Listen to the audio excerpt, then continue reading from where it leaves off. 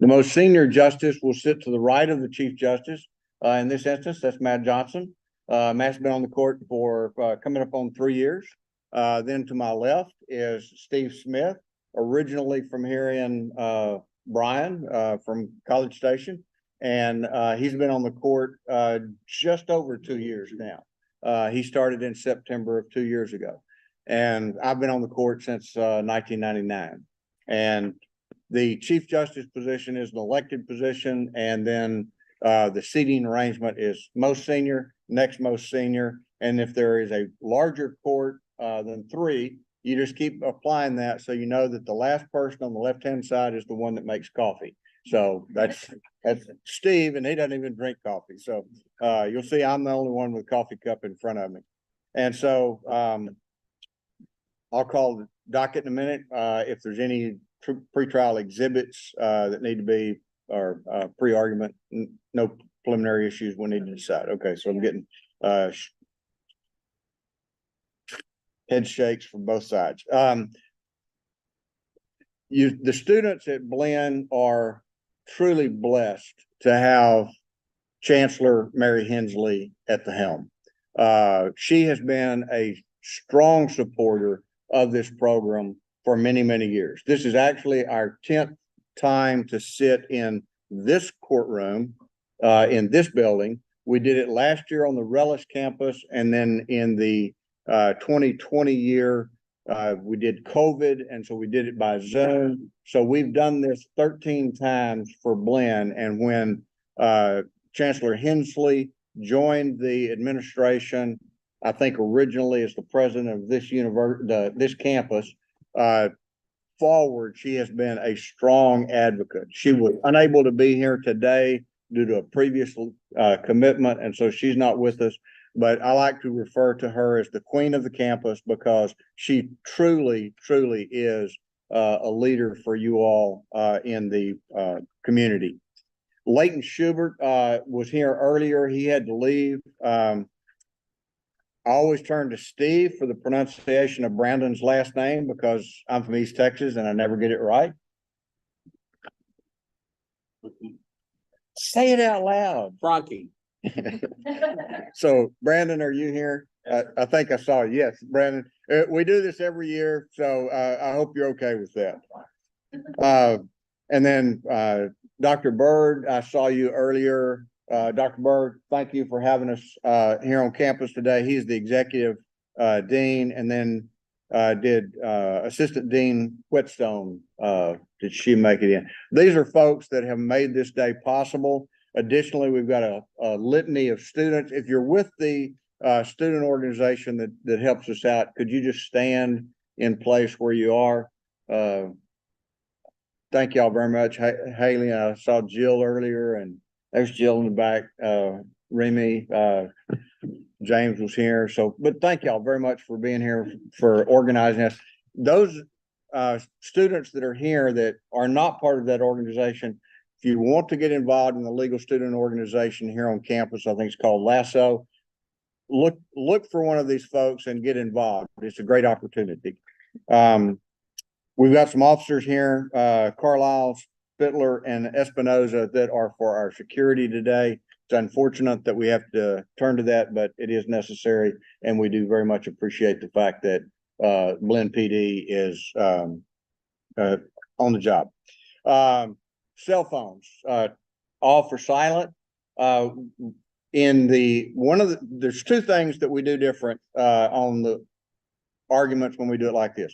We do let y'all take photos during the first 3 minutes when the lawyers are addressing the audience. The second thing we do different is the 3-minute address to the audience. We don't do that when we have oral argument in the Waco courtroom. We do that only on the road, so that they can put their legal arguments in context to you, the students, so that you understand what's about to happen with regard to that arguments being made and why we are here, etc. I know that you've probably all seen the case synopsis that are in your chairs that are kind of give you a summary.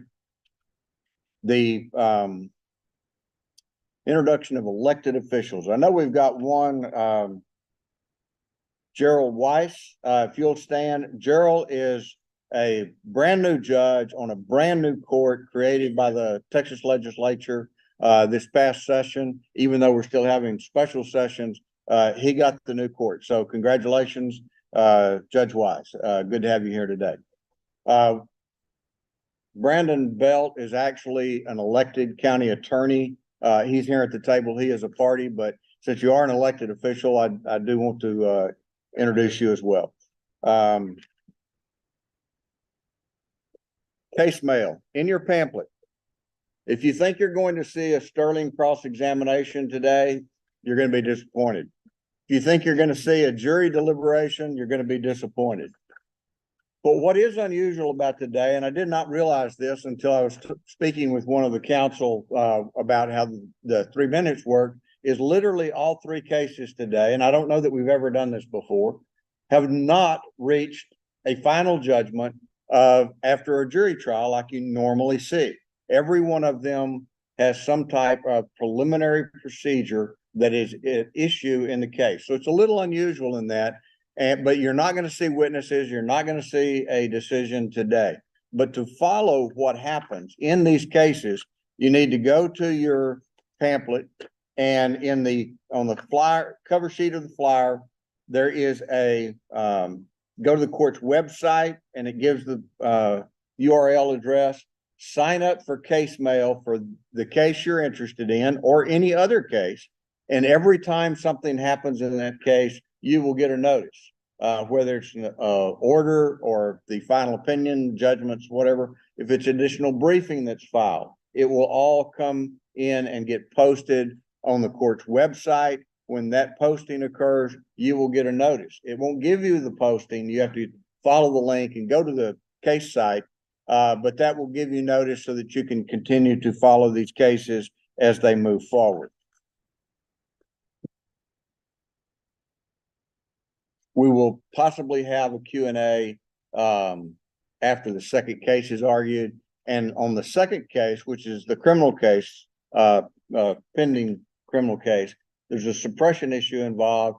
And one of the judges that was involved in that at the trial court in the early stages is Steve Smith.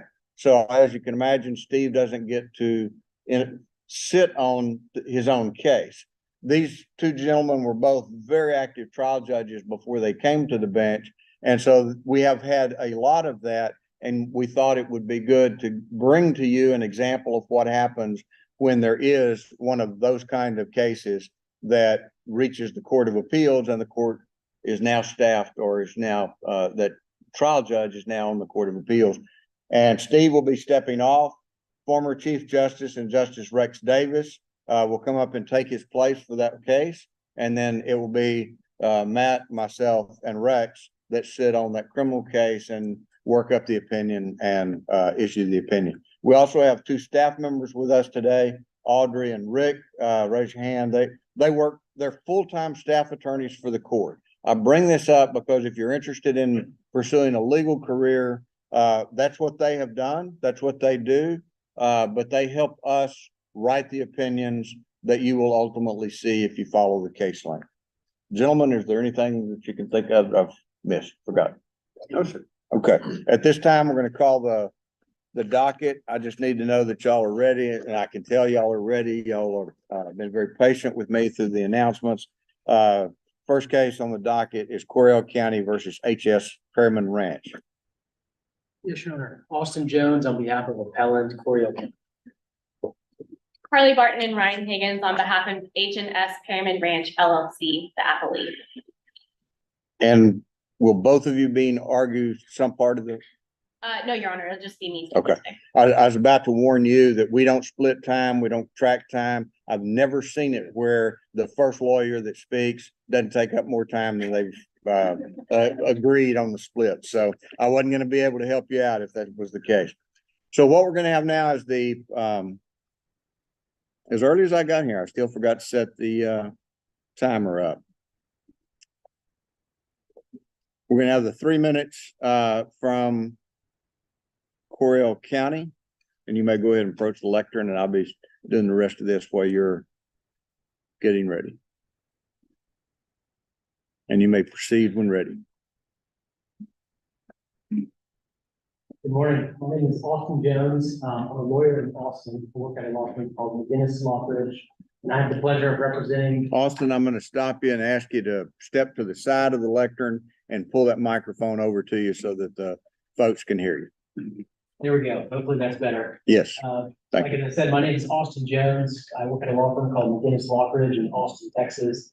I have the pleasure of representing Victoria County in this case. The primary issue in this case, so y'all can hopefully understand better, it's a complicated issue, but it's the doctrine of sovereign immunity, or in this context, what's called governmental immunity. And the doctrine of governmental immunity or sovereign immunity is that the state or political subdivisions of a state, such as a county, are immune from suit and immune from liability. And this originates back in England, the idea that the king can do no wrong, and that the king cannot be sued for things that the king does. And that's carried over to our legal system that we have here in the US and the great state of Texas, is that the general rule is that you cannot sue the government absent a clear and unambiguous waiver of that immunity. And so that's really the threshold issue. Some of the facts of the case that are going to be relevant is this case arises out of the issuance of several driveway permits by a county department, the Road and Bridge Department, to the owner of a piece of property that's adjacent to the Perryman Ranch. The appellee is the plaintiff in this case. It's H&S Perryman Ranch LLC. They own approximately an 1,100 acre ranch in Corio County in Coppers Cove that's been around since the 1860s. And there is a county road 56, that traverses a portion of the Perryman Ranch. And co-defendant in the case, Jeff DeWald Construction Inc., is the owner of a piece of property on the other side of County Road 56, adjacent to the Perryman Ranch. And DeWald applied for driveway permits from the county because DeWald has subdivided that piece of property and intends to sell finished lots so that someone could come in and build a home there. And as a part of that process, they applied to the county for driveway permits that would allow DeWald to connect some of these lots to County Road 56. The county issued those permits, and the Perryman Ranch took issue with that. Specifically, what they are contending is that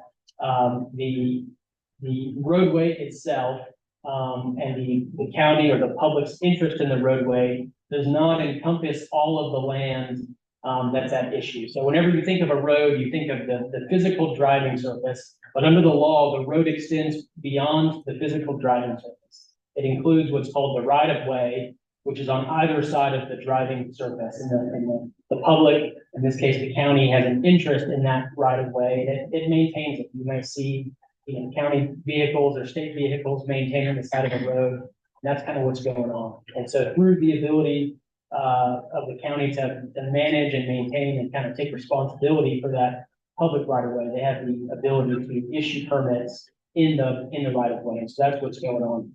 The Perryman Ranch contests the width of the roadway.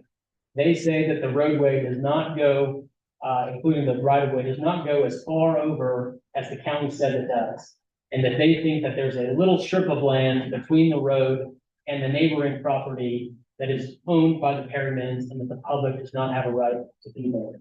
And so by issuing the driveway permits, the Perryman Ranch contends that the county has taken their property, right? It's a principle in the United States that the government cannot take your private property without just compensation. And the Perrymans are saying that is what has happened here.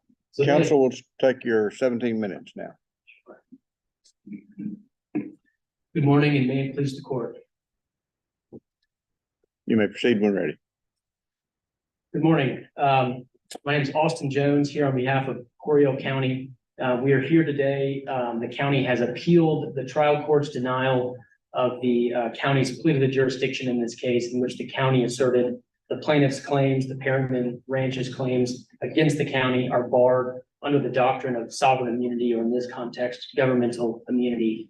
There are two claims at issue here. The first claim is a claim under the Uniform Declaratory Judgment Act, or a deck action claim, in which the Perryman Ranch asked the trial court to declare the classification and the width of County Road 56. As the court is aware, County Road 56 is a county road that traverses a portion of the Perryman Ranch. And here we're really only talking about a 1.3 mile stretch of County Road 56 that is at issue. On one side of County Road 56, you have the Perryman Ranch. On the other side, there's a small strip of land and then land owned by the co-defendant in the underlying case, Jeff DeWald Construction, Inc. And so the Perryman has asserted a claim for declaratory relief, asking the court to declare the classification of the roadway.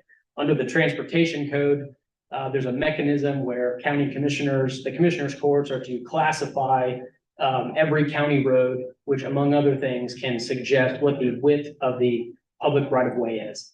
And so that's the first claim. The second claim relates to the driveway permits. As the court is aware, DeWald, the neighboring property owner, applied to the county's Road and Bridge Department for driveway permits. These allow DeWald to construct driveways that connect certain lots on their property to County Road 56, this 1.3 mile stretch of the road that's in dispute. And so based upon the first claim where they're seeking a classification of the roadway, they also seek a determination as to the validity of the permits. What the record reflects, and as I best understand the argument there is if the width of that roadway is not as wide as the county thinks it is, then those driveway permits may not be valid, right? Because if the public right of way does not extend all the way until the property line, then the county does not have the ability to issue permits for that gap that's between the edge of the right of way and the neighboring property line. So that's the first claim, it's a declaratory judgment claim. The second claim they bring is for inverse condemnation or a takings claim. Again, this is premised on the first request for declaratory relief, asking that the court classify the roadway to declare what the width of that roadway is. And again, they say that if the width of the roadway is not what the county says it is, then by issuing these permits, the county is claiming a greater interest in County Road 56 than they had previously claimed and have taken the Perryman's property without just compensation. So in this case, at the outset, the county filed a plea to the jurisdiction asserting sovereign immunity as a defense or governmental immunity. And there were two bases for doing that. The first basis is that under the Declaratory Judgment Act and case law analyzing that act, there is not a general waiver of the county's governmental immunity. This has been held routinely by this court and courts around the state of Texas and the Texas Supreme Court. And they have held as recently as 2019 in a case called Town of Shady Shores versus Swanson that the Declaratory Judgment Act only contains a limited waiver of a governmental entity's sovereign immunity.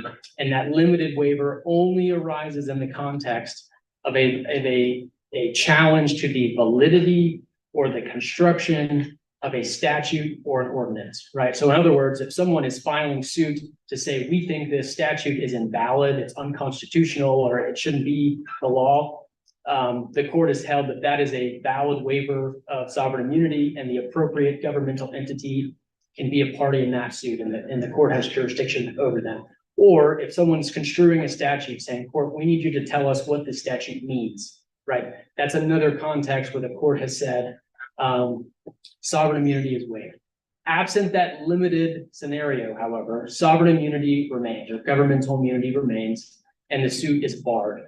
In this case, Counsel, does the county take a position on how wide the road is? the county, this is not in the record, but the county does take a position on how wide the road is based upon a dedication of this roadway from a prior, an ancestor, I guess, of the Perryman family that dedicated this roadway to the county. Okay, I don't think there's a dispute from what I've seen in the briefs that there is a county road. There appears to be a dispute as to whether or not the county has ever designated what classification that road is. And do I have it right so far? Yes, sir. Okay, so does the county contend that it has designated the type of roadway? Correct. Yes, Your Honor. So again, it's not in the record because, right, this is a Okay. preliminary proceeding, but yes, the county does maintain that it has classified the roadway in accordance with the transportation code.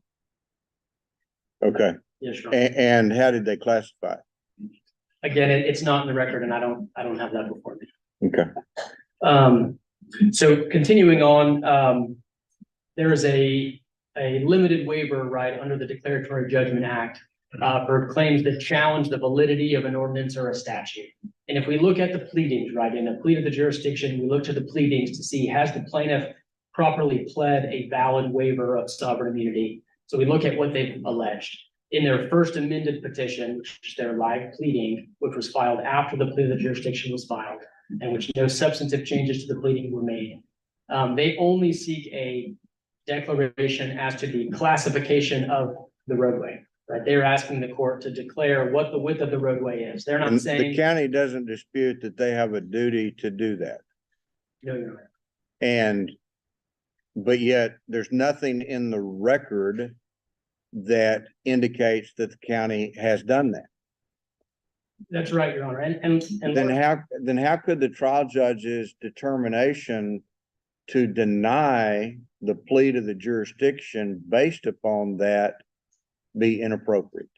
because again, a question of sovereign immunity goes to the subject matter jurisdiction of the court, right? It's a threshold issue. We don't get a pass go until we've had that resolved. And the plea of the jurisdiction was filed at the outset of the case, and very little has happened in the case since then. The hearing on the plea of jurisdiction was about a year after the plea was filed. The case kind of lay dormant for a while, but there's been no discovery that's happened. And from the county's perspective, if immunity applies, and if the court does not have subject matter jurisdiction under the doctrine of governmental immunity, the county does not need to expend taxpayer money in this lawsuit. And so we just simply haven't gotten to that phase of the case yet. But the court need not wait until that happens, because based on the pleadings alone, based on what they've alleged, they've not even alleged there's a challenge. They're not challenging any statutes. They're not challenging any ordinances. What they seem to be doing is challenging whether or not the government complied with those statutes, whether the county did what it was required to do. Well, if the county hasn't designated the road, wouldn't it be appropriate for a suit, and it may be labeled something differently, but like within a mandamus, to compel the commissioner's court to designate the road? And then there's going to be a dispute, I believe, based on the briefing, as to whether or not it was, they're trying to in effect change the designation now from a class 3 to something else. Sure. Yes, Your Honor. I do believe there are other potentially viable ways that they could get the relief that they are seeking, but the way that they've currently pled the case is not one of those ways. The case law holds that. So John, do you concede then that even if we agree with you on immunity, that the appropriate relief is going to be a remand for repleading?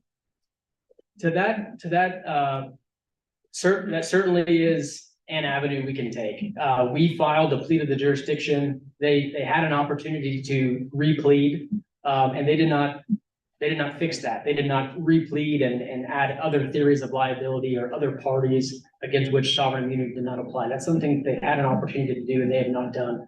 Since then, at the hearing at the plea of the jurisdiction, the trial court judge ordered supplemental briefing, and Perryman, my colleague over here on this side, raised some of these ideas. They said, hey, maybe we can mandamus the commissioner's court. Maybe we can pursue what's called an ultra vires claim for failing to follow a duty and act illegally. Maybe that's something we can do. And that's not something that they have done. And so they've had opportunities to do that. But yes, Your Honor, if you agree with us, they still have the ability to replead and pursue other forms of relief, just not under the relief that they're seeking now. What about under the line of cases where the monetary relief is not what they're seeking? They're seeking a determination of rights under what you contend exists, which is a previous county designation of the nature of this roadway. Why don't those cases apply here? Because the whole idea of the sovereign immunity is that you don't get into the pocketbook of the government without its consent. Kind of a nifty thing if you can get that. Sure. But in this instance, we're talking about the inability in commerce to connect tracts of property to a county roadway because there may be a strip of land owned by someone else in between, and yet all they want is a declaration, which it would seem to be really nice fit under the Declaratory Judgment Act, not seeking any money. All we want is, dear Coryell County, how wide is the road? And then they can litigate if they need to, whether or not that's a greater taking than previously taken. And then the easement, it seems to me, if it crosses Perryman's property, which part of the discovery in this case may lead to that, the county has tried to give a third party a right of access across the Perryman Ranch, as I understand the pleadings.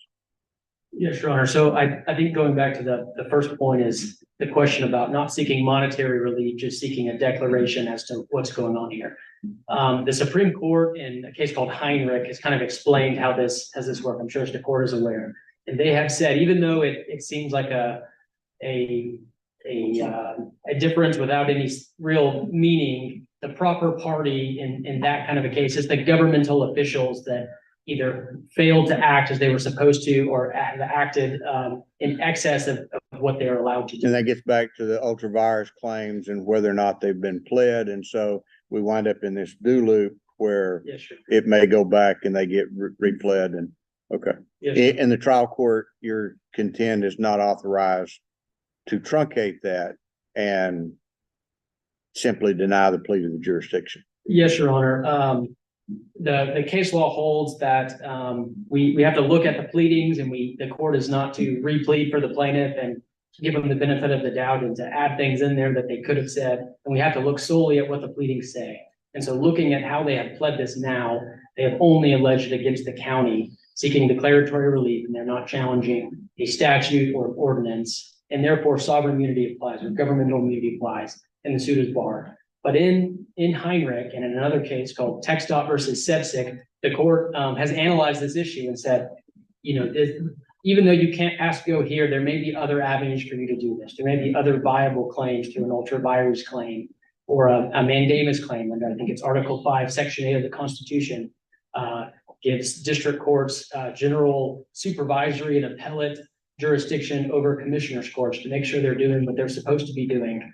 And the Perrymans have referenced that in their pleadings before this court and the pleadings before the lower court, but that's not what this case is. We've talked mostly about the first part. I need time's quickly expiring. Let's move on to the. So the second claim they bring is for inverse condemnation. There's no question about it. The Texas Constitution, Article 1, Section 17, I believe, clearly waives sovereign immunity for a valid takings claim. However, the Texas Supreme Court has held in a case called City of Houston versus Carlson in 2014 that sovereign immunity is only a way for a properly pled takings claim. And so that sounds like a nice get out of jail free card for a governmental entity. But what we have to look for is we have to make sure that the requisite elements are properly pled before we are going to waive immunity under the Constitution. And so here the key element is intent. In the state of Texas, under the City of Dallas versus Jennings case from the Texas Supreme Court in 2004, they have clarified what kind of intent is required. And the pleader has to plead that the county intended to take or was substantially certain that by doing whatever the action was that they were going to take. And the pleadings, as before the court right now and as before the trial court, simply foreclosed that necessary intent element. as they kind of have to do, right? Because all of this hinges on the classification of the roadway. Depending on the classification and the width of the right of way, it may moot all these other questions. And so the way they have pled is that if the classification is not what the county thinks, then there may be a taking. Or by issuing the permits, I believe this is on page 69 and 70 of the record, the petition, the portion of the First Amendment petition. They essentially say the county may have done these things. And may have it is not enough, right? There has to be an intent, a subjective awareness that we are taking in excess of what we've had previously. We have to know that by taking an action that we are substantially certain that this is going to result. And what they seem to be arguing is that the county did not know if it owned this land and issued the permits anyway, which I would submit to the court. Speaks more to malfeasance, right? It's an omission, some kind of a negligent act, maybe on behalf of a governmental employee in issuing the permits if they didn't know that they could do that or not. And they have just simply not pled the necessary intent element.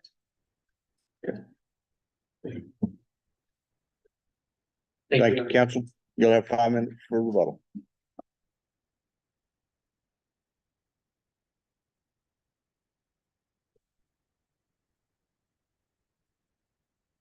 Counsel, I'll ask you to do the same thing he did, step to the side of the lectern and pull the mic over so the audience can hear you. And you may proceed to address the audience when you're ready. Thank you, Your Honor. Good morning. My name is Carly Barton. I work at the law firm of Braun and Gresham in Dripping Springs, Texas. I'm here today because I represent the H&S Perryman Ranch LLC, or we call it Perryman Ranch. So my counsel did a good, opposing counsel did a good job of summarizing why we're here today, but the Perryman Ranch is an 1,100 acre cattle ranch. It's been in the family since the 1860s and has been family run up until now. The heart of this dispute is that 1.3 mile stretch of County Road 56. County Road 56 for that 1.3 miles lays solely on Perryman Ranch. Many times when we see our county roads, our roadways, they are on the property boundary, right? Or it's right, the property boundaries are in the middle, the center line of that road. In this case, the road is shifted over. It's all on the Perryman Ranch. And so what we are seeking from the court and why my clients sued Coryell County is that there is a dispute about what is the width of the county driveway. And so the road itself, and when it goes onto the Perryman Ranch, if there's a cattle guard, it's a 12-foot wide cattle guard. The road itself then narrows to 10 feet. So that is the width of the road itself. There is extended right of way, of course, that, right, you have the sides of the road, the berm and things like that. Counties and states can have more rights to that right of way and have rights to maintain it. However, in this case, there's a dispute, really, my clients just don't know where that right of way extends to. And so what happened was back in 2009, Coryell County adopted what's called a county road map. And this was it was under chapter 258 of the Texas Transportation Code. And the legislature allowed counties for a certain amount of years to adopt county road maps to say, hey, these are all of our county roads that we are claiming we have a public interest, that this is a public road. Because over the years, over decades of continued maintenance or through implied dedications and other theories of public roads, it gets a little complicated in the title history. So the state legislature allowed counties to come in, adopt these county roads to clarify their road interests. However, in this case, when Coryell County adopted that county road map in 2009, there was no width it indicated of how wide that county road was, and there was no classification of that road, which is another chapter of the Texas Transportation Code. And your classification of a road can tell you what's the range of the width of it. So the Perrymans at the time did not know what that width was. They had assumed that it was the width that the county had been maintaining, which was not all the way to the border with their neighbor, Mr. Jeff DeWald and his construction company. So in January 2022, while it was many years later after the county had adopted its county road map, the county issues permits for Mr. DeWald's development. However, that was the first time that the Perrymans knew or could have been aware of what the county's position was on that, how wide that right-of-way was, and whether that right-of-way extended all the way to the boundary line. So that is why we're here. That's what precipitated this lawsuit. So we sued Coryell County to determine what's the width of the classification of that road. We also sued the Jeff DeWald Construction Company in order to for the trespass for his driveways that extended on what we believe to be Pyramid Ranch property. And Council, let's wrap it there and go to your 17 minutes. May it please the court. You may proceed when ready. Good morning, your honors. My name is Carly Barton. I'm here with Ryan Higgins, and we represent the H&S Pyramid Ranch LLC. At stake in today's case is a county government's ability and power to obfuscate their position, leaving landowners in the dark about where their property rights begin and where the government's begins. I'll be addressing three issues here today for you. First, that Pyramid Ranch has jurisdiction through Chapter 258 of the Texas Transportation Code. Second, that Chapter 37 of the Civil Practice and Remedies Code does confer jurisdiction for disputes such as this. And lastly, that Pyramid Ranch has properly pled an inverse condemnation as an alternative cause of action against Coryell County. To my first point, I'd like to discuss that Pyramid Ranch has jurisdiction through the Texas Transportation Code, Chapter 250A. Luckily, this court has dealt with this issue before. In Coryell County versus Harrell, Chief Justice Gray issued an opinion about whether there is jurisdiction for the courts in the district court to determine the rights and whether it's a public road. Chapter 258 of the Texas Transportation Code allows the county to claim a public interest in this county road map by issuing this county road map, either by under Chapter 281 or by continuance maintenance of the county road. And this is very important because Chapter 281 deals with a roadway that had been condemned, or if there's an implied dedication or a purchase. That's what it deals with that, or this continuous maintenance since 1981. They had to have been maintaining that road prior to 1981. So in Chapter 250. But y'all are not disputing the fact that there is a county road there. Correct, Your Honor. We're not disputing that. And you're not disputing that it was on the map, on the Correct. county map. Is there a requirement in the statute that the county map, the roads that are placed on it, be surveyed with what I would characterize as a meets and bounds description, basically puts and calls of the center line of the road? There's no requirement in Chapter 258 that there had to be a meets and bounds requirement. There is a requirement that it has to be a certain scale, but that scale, if you look at many of these county road maps, they don't. It's not a scale of width; it's a scale of length. So there's no indication on the map, in Coryell's map, that they're of a classification of the road or the width of the roads that they are claiming.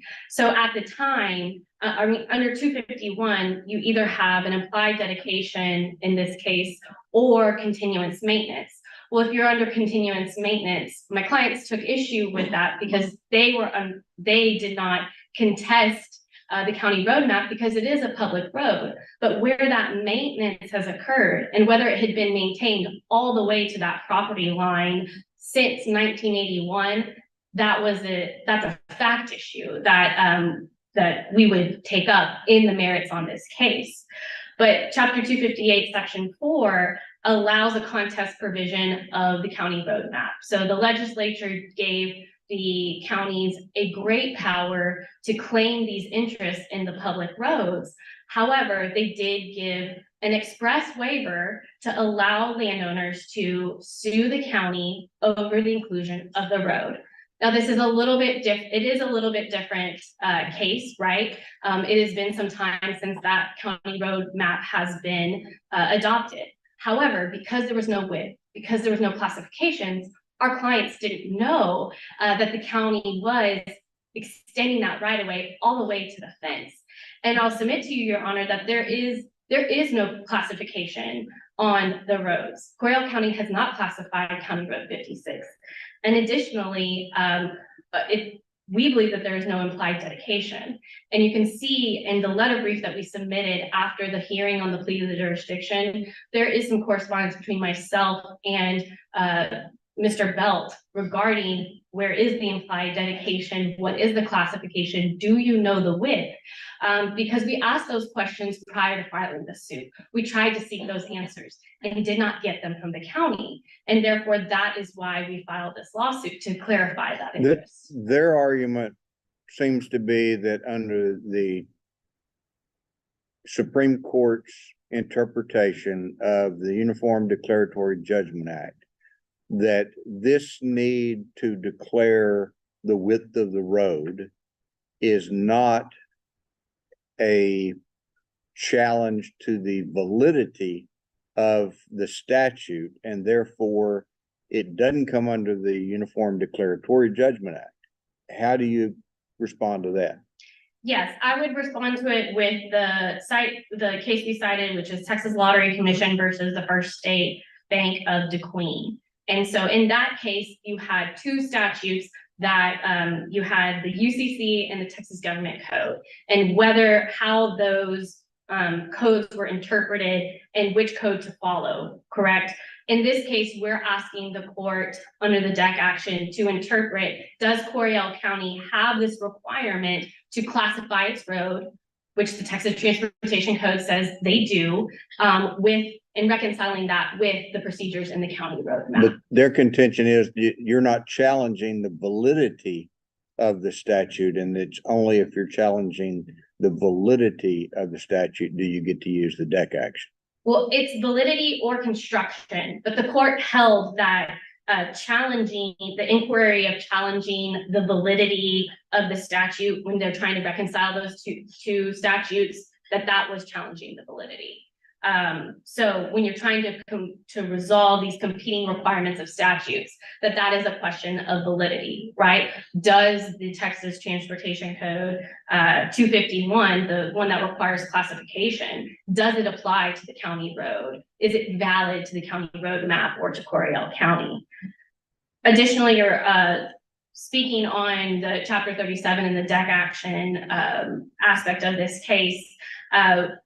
Additionally, there is jurisdiction under the deck action under Article 5 of the Texas Constitution, right? District courts have appellate jurisdiction and general supervisory control over a commissioner's court. And in this case, the commissioner's court issued those driveway permits over what we believe to be the Perryman Ranch property. So we have jurisdiction under the deck action as well under the Constitution. And additionally, we have many cases in our jurisprudence that talk about how the mechanism for clarifying the public interest and public dedications and the width and where public roads are. And that avenue is always a deck action. We have Las Vegas, Pecan and Cattle Company versus Zavala County. That's a Supreme Court case. There's McCulloch versus Brewster County that deals with the Chapter 258 and an implied road dedication. So there's many more in the briefing. However, these are. And I'm sorry, my mind went off on a tangent when you said something there. The actual grant of the driveway permits, there's a question as to the validity of that permit by whether or not it crosses or purports to cross Perryman property. Isn't there? I mean, isn't that really in effect, and it may not be well pled, but isn't that basically a challenge to the validity of the permit. Yes, Your Honor, it is. The permits are important to this case because they are what clued the Perrymans in that the county was claiming or could be claiming. Honestly, we don't even know what the county's position is on that, but that that right of way extended all the way. So those permits themselves, we're asking them to be rescinded because we don't think they're valid because we believe they're not reaching to the right of way. Is there a point before the cattle guard that it is undisputed that DeWalt's land is on the border of the road? Your Honor, I would look to the record on page 152. There is a survey that was completed. You can see in it, I just don't remember off the top of my head, but there is a section of 150 of County Road 56 that is, it could be bordering DeWalt. Again, we don't know the width, so it's hard to tell. Okay, But so once it crosses the cattle guard, it is the road is fully on Perryman property. okay. But I believe that would looking at the survey would be able to answer your question somewhat. Well, I mean, obviously DeWalt has access to their track from some point. Yes, Your Honor. And if they reconfigured their, I mean, this is not about a landlocked tract of property. Correct, Your Honor. It is Okay. not. And they have access through County Road 56 further south, and there's also Harmon Road as well. Is the other Okay. east-west road that they have. I mean, I've got the survey you referenced in front of me, so. Yes, I believe the survey is very helpful in this case, particularly the detailed portion in the top right-hand corner. You can see where that road is the 10 feet, and then from the center line to the to DeWalt's property is approximately 26 feet or so. Now, in terms of the inverse condemnation claim that we have made, Perryman Ranch has brought the inverse condemnation claim as an alternative because we don't know what the county is claiming because we're seeking a determination of the width of that road. If the county is claiming the right of way all the way to the fence line, and if the county is issuing these permits, we believe that that is a taking because they don't have rights all the way. And in inverse condemnation claim, we do not have to prove that they intended to take. We just have to prove that they intended an action that would substantially lead to a taking. And in this case, they certainly intended to issue the permit, and they should have known, we believe they should have known that they didn't have the right of way all the way there and that would be a taking. But until we know that we've pled in the alternative. So until we know the position that Coryell County is going to take in terms of the width of the road, we are at a disadvantage, and that's why we pled in the alternative, the inverse condemnation claim. By issuing the permits, they're showing that the right of way goes all the way to the fence line, which is greater than what we believe is greater than what they have maintained and were maintaining at the time that they issued the county road map. This isn't a negligent action, right? It's not that the county had a duty to perform something or that they just didn't do something. They did take an affirmative action of issuing those permits without knowing what the right of way width was. And ultimately, Your Honors, we believe that would be a fact question. And so Well, how do we get past this, what seems to be conceded by the appellant that the paperwork's not very good? The pleadings can be fixed. I mean, do you disagree that there is not a well-pled complaint for either the deck action or a ultravirus action or even a mandamus action, and that you're just going to have to start over or, replead? Same with the adverse taking. Your Honor, we believe we have jurisdiction under 258, and there's a clear legislative waiver of the governmental immunity. And they're going to argue statute of limitations. Correct, but we're gonna argue discovery rule, right? We had no idea they were claiming all of that width until those permits were issued in 2022. And then we did file a lawsuit within the 2 years of knowing. So without knowing the width of that, they couldn't have contested it. They were on no notice of what that width was. So that's what we would argue for the jurisdiction under 258. Now, in terms of, are there other alternative pleadings that we can make? Absolutely. An ultra vires action is also viable, as we stated in our letter briefing. We can pursue the mandamus action under Article 5 of the Texas Constitution. Although I believe we're there under Chapter 37, but we could clarify those on a remand from you, and we would welcome doing that, and should be afforded the opportunity to do that under the Texas Supreme Court's jurisprudence. So yes, it could be clear. However, we do think that 258 and how courts have interpreted roads and widths and implied dedications in road maps in the past has had jurisdiction under Chapter 37. Question? Okay, wasn't gonna ask this question unless you had some time left. We have a minute. I actually thought my colleague was going to ask this question, but it's sort of a hypothetical kind of question. Can you tell me what the difference between a Class 1 and a Class 2 road is? A Class 1 or Class 2, there's 3 classifications. Right. We would say that this is a Class 3 road because it has a cattle guard on it. The difference between the Class 1 and Class 2, Yes. I don't know without reading. Okay. So It just came up. We, as you may or may not know, we talk about these cases beforehand, and when you read what a Class 2 road is, we have been hard pressed to find a distinction between a Class 2 and a Class 1. You say you don't know without reading, we don't know with reading. So, yes, but we would think it's Class 3 road. okay, well, we assume. Thank you.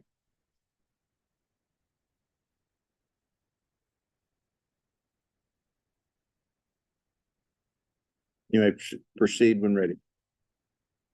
Yeah, sure. I'd like to see the record too. I cannot tell the difference between Class 1 or 2 road. No issues there. So where I'd like to start is addressing this claim under Chapter 258, right? They say that as this court is held in Oriole County versus Harold, there's a clear and unambiguous waiver of sovereign immunity, but we have the 2-year statute of limitations. I understand they're claiming the discovery rule. They don't cite any cases applying the discovery rule to this case. And the fact of the matter is that this suit was filed more than a decade after the classification of the roadway. And this is not in the record, but it's my understanding that in the intervening decade, the Perryman Ranch has not contested that the county maintains that land and has made many requests for the county to come and maintain the land that is in question.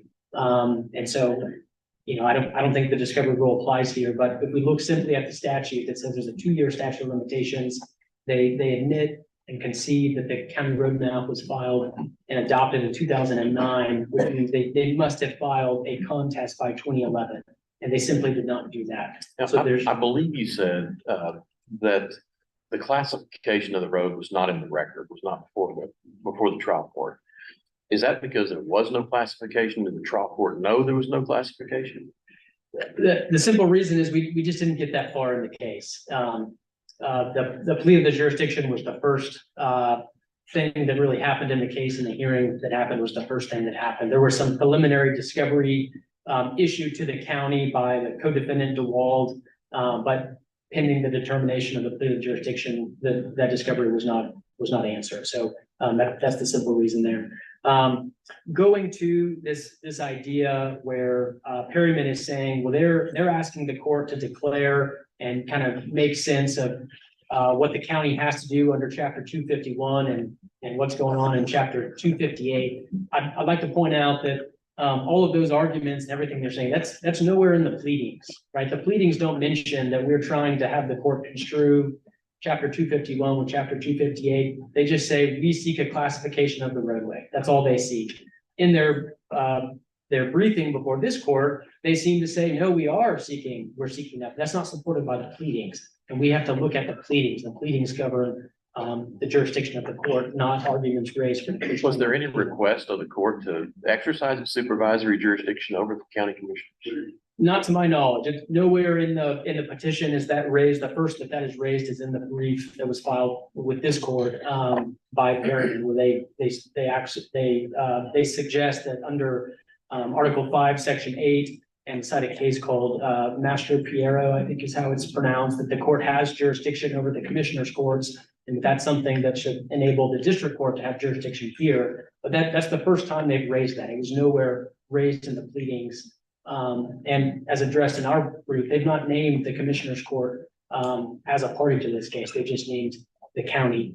Another thing I'd like to point out is on page 13 of the appellee's brief, they say in their summary of the argument, right, their leading sentence here is they say Perryman's UDJA claim is seeking to determine its rights and status under the Transportation Code, Chapter 251 and 258, which are valid statutes that allow the county to claim a public interest in a road and classify the road in its width for which the county must be a party. Right? So they say these are valid statutes. They're not contesting that these are valid statutes. And so, again, if you look back to the pleadings, the statutory issues are not really what this is about. They're seeking a classification of the roadway, which we discussed previously. Turning to the inverse condemnation claim, they cite some cases that suggest that all they have to do is show that there was an intentional act. As long as there was an intentional act, it does not matter that the county did not intend for a taking to happen. That if I issue a permit without regard to what the ramifications of that is, that's sufficient to show intent. But the Texas Supreme Court disagreed as early as most recent as last year in a case called Bayrock. It's like City of Galveston versus Bayrock, I believe. The court reaffirmed and said, no, to prove the requisite intent element, you have to prove intended to take, or that the county was substantially certain that by taking an action that a taking would result. It's not enough to simply say the county issued a permits and somewhere down the line a taking occurred. There has to be the requisite intent that the county intended to take by issuing the permits, and that's simply not pled. Let me ask, going back to the discovery of the Woodland Road. Are you saying that the plaintiff in this case waited too long to find out? But the thing that bothers me a little bit about that finding is response in some of the stuff we have here that says, the only thing I ever see about how big the road is, I would be willing to bet. Does that put somebody on notice about how wide the road might or might not be? Yeah, I think that's a good point. It may put them on notice, but again, I think the key here is there are no cases applying the discovery rule to this kind of statutory claim. Are there any that don't apply it? There are none either way. There are few and far between cases analyzing Chapter 258. But again, even if we go back to the pleading, there's nothing in the pleading that says we're contesting anything. Chapter 258, the contest provision is not mentioned anywhere in the pleadings. It's not mentioned until the response to the plea of jurisdiction, at the hearing on the plea of jurisdiction, the supplemental briefing, and in the briefing before this court. There's nothing in the governing pleading here, the first amendment pleading. It was in a response of some sort of a brief or something like that filed in the trial court, but there was no allegations in the actual pleading, which is what you base your plea of jurisdiction on. Is that right? Yes, Your Honor. There's nothing in the First Amendment petition specifically saying we are invoking Chapter 258.004 and contesting the county's claim of an interest in the County Road 56. I see my time has expired. Yeah, anything else? Okay, we didn't have any specific cases that would require supplemental briefing, but if there is anything that comes to your mind, as there almost always is on the drive home, feel free to supplement by Friday of this week. And this case is submitted and y'all are excused. Thank you very much. Thank you. We're not gonna take a break between cases. We're just gonna switch out judges. But if you need to move about the room or stretch your legs, you're free to do so, or if you need to leave, just do so where it's not disruptive.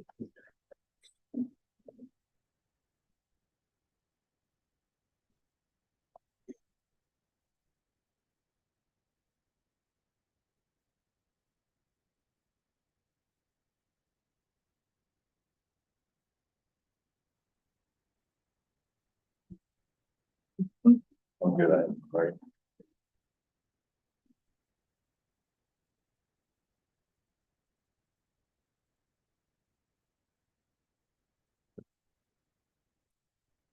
Before the lawyers get settled in, if you were not here when we started at 10 o'clock and you kind of want the introduction, go to the YouTube channel. We live stream these on YouTube, and so they are available for review.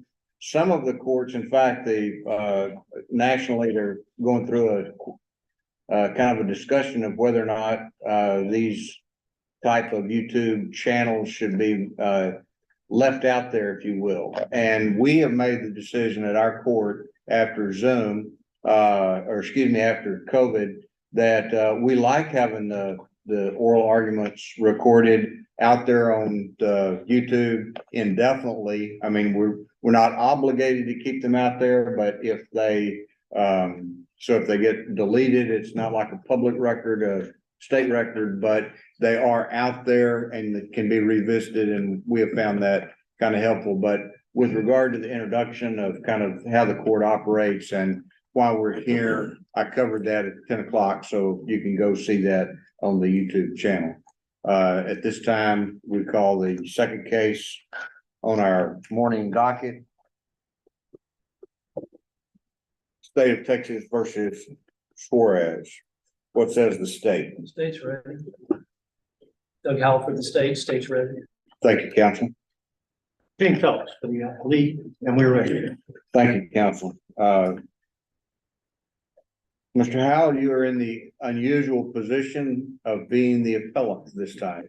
Yes. And so you may want to explain that to the audience, and you may proceed with your 3 minutes when ready. Good morning. My name is Doug Howell. I'm an assistant district attorney here in Brazos County. I've been an assistant DA for 33 years, solely in this county. I'm from Bryan. I work for your elected district attorney, Jarvis Parsons. Chief Justice Gray is correct. I'm normally not starting oral arguments. I'm usually responding because the state doesn't appeal that often. What we're dealing with today is a case where the Bryan police reported to a shooting at Williamson Park on September 8th, 2017, about 12 noon. They found a deceased in a red pickup truck. During their investigation, the brother of an Anthony Lopez called in and said that his brother called him and said he had been shot, because that was the only murder that was going on that day. They put two and two together and believed that Anthony Lopez had been part of a gun battle at Williamson Park. That's what the evidence showed, that there was back and forth shooting. They were able to obtain an emergency ping on the defendant's phone. And eventually that led them to the apartment habitated by Applee, Saul Suarez, and his mother, his grandmother, niece, nephew. And so they go to this apartment about 8 o'clock at night. Because number one, they're trying to find someone that's been shot, but they're also investigating the murder. The mother allows them into the apartment. They find Anthony Lopez. He has been injured. They detain him. And during the course, we have an investigator that had worked the scene out at Williamson Park come to the apartment and realize we need to find the gun that was a part of that shooting. They don't know where it is. The defendant came out of the apartment, the defendant's bedroom, Applee's bedroom, with no weapon. So they've got a weapon they need to find. They asked the mother for consent to search. They asked her, is this your apartment? Are you the adult? She said, yes. Are you willing to sign the consent to search form? Yes. Now, where that becomes important is under our law, Constitution, a person has a right to privacy, and the government is not allowed to go in and search your belongings normally without a search warrant, unless there's an exception, and the exception in this case is whether or not someone with either actual authority or apparent authority gave consent. We were about to go to trial. We had a pre-trial hearing where the defense moved the trial court to suppress the evidence that was found in the appellee's bedroom in the apartment, which was a Glock, shotgun, bullets, and a cell phone, all needed to try this case. Trial court ruled with the defense and granted the motion to suppress.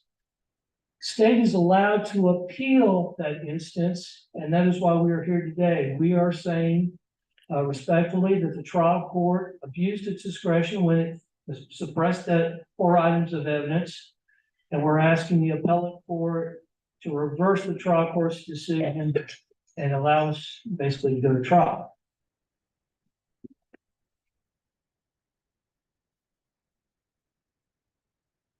May it please the court.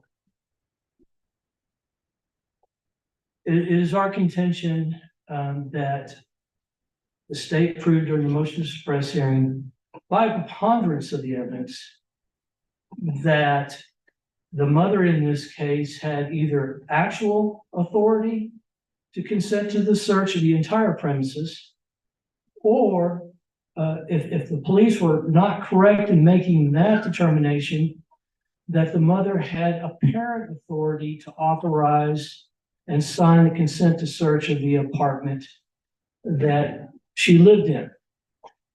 I would like to start off with talking to the court about what the burden of proof is and the standard of review is in this case. Specifically, the court is going to be looking at the totality of the circumstances. And I am arguing that the body cams, the multiple body cams that were admitted into evidence during the suppression hearing are proof positive that the facts that were presented to Detective Davis as he entered the apartment to determine where this weapon was and get a consent to search so that they would not have to do a search warrant,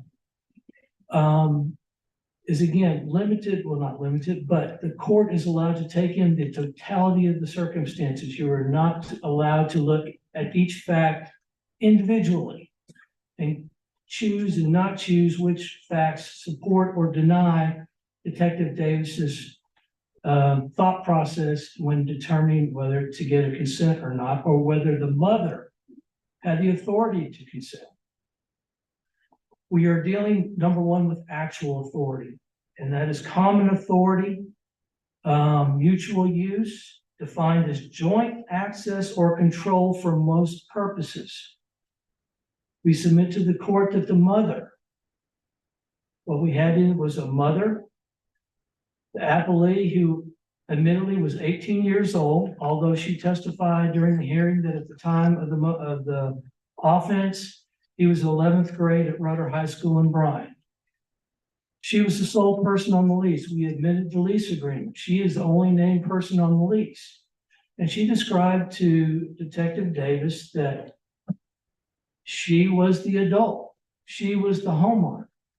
And she, before giving consent, and this is all on the body cams, gave Lieutenant David Johnson the authority to do another check of the back rooms to make sure that there was nobody coming in, because there was a sliding glass door that led into the defendant's bedroom. So she was clearly, if you looking at all the videos, she was running the show. She was in control of that apartment. When the police come in and say, "Can we come in? We are looking for this person that was involved in a shooting," she was the one that was in control and telling the officers what they could and could not do. And so there's our contention, number one, that we prove by a preponderance of the evidence that the facts in front of Detective Davis showed that the mother, the signed leaseholder of the apartment and the adult had the actual authority to consent to the apartment. She had the right to allow the police into her apartment and search the entire apartment to look for a gun, the murder weapon, or whatever evidence had been deposited by this Anthony Lopez, whom she did not know was in her apartment until Anthony Lopez came out from the defendant's bedroom after the police entered. Now, is it just based on what Officer Davis knew? Or is it going to be based on the collective knowledge of all the officers? I understand that Mr. Phelps has argued the collective knowledge doctrine. We submit that there is no collective knowledge doctrine when it's determining parent or actual authority. And I cite to the O'Brien case in my brief.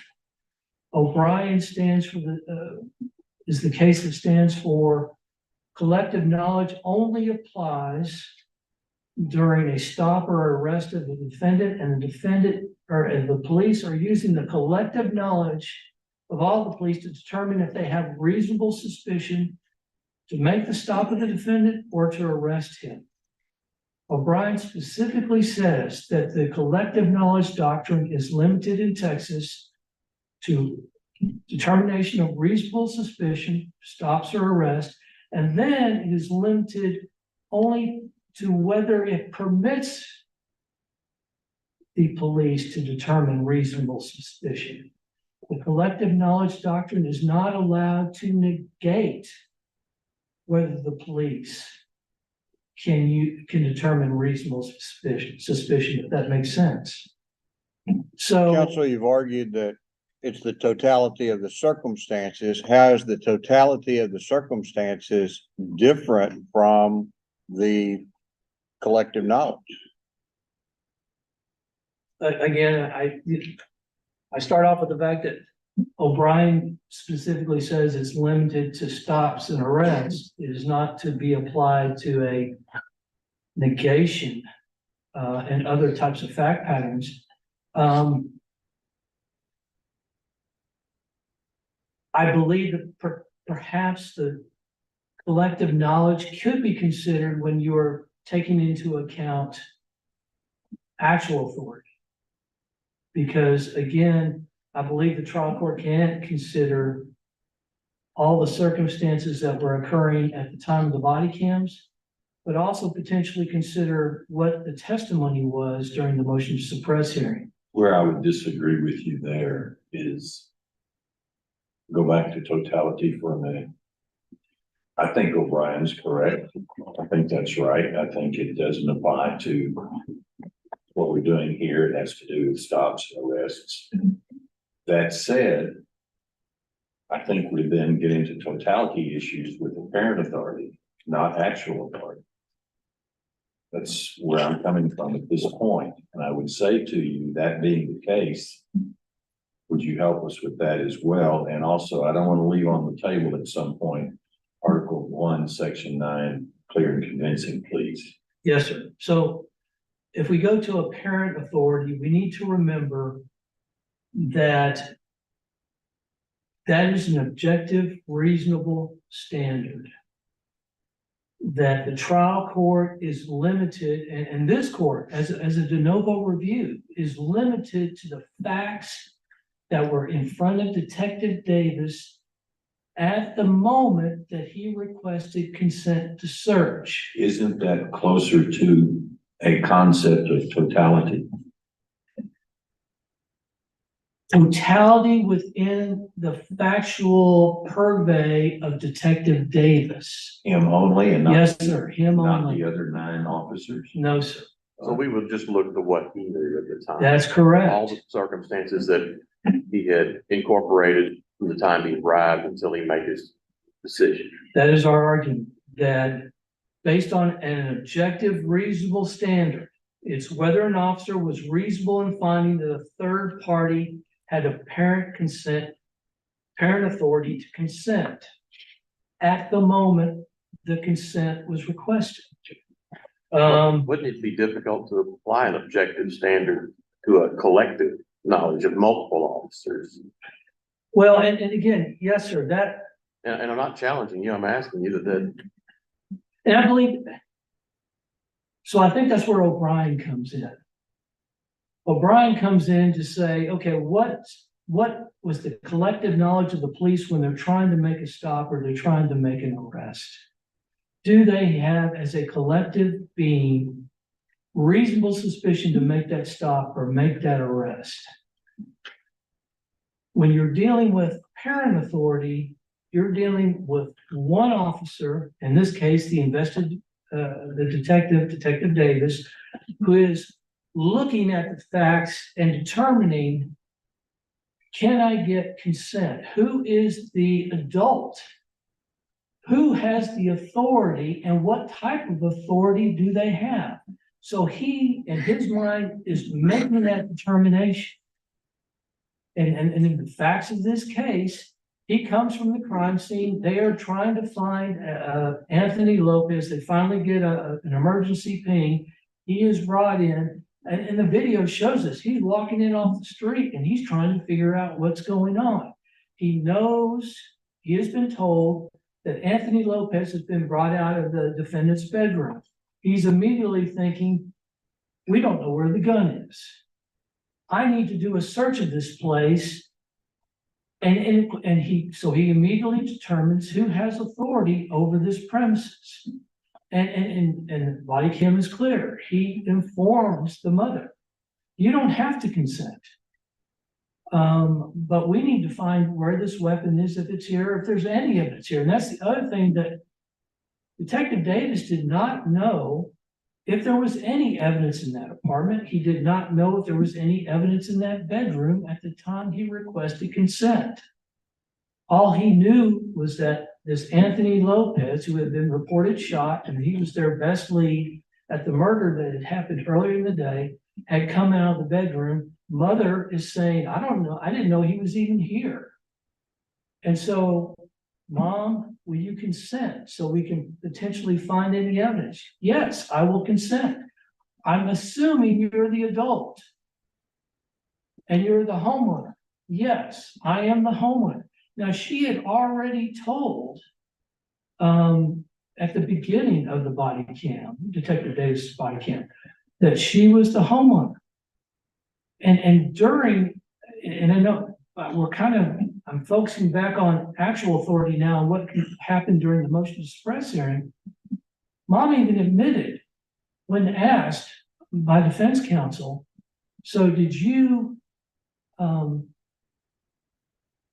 to ask the defendant's permission or the appellee's permission to go into his bedroom? Well, I didn't really ask him because I was never at home to begin with. But she also said it was my home. Now, it took a while for the defense to get her back on track and to say, no, I did have to request permission. Everybody had to request permission. But I think that goes to her credibility when we're talking about actual authority, and we take issue with any findings as to credibility for her.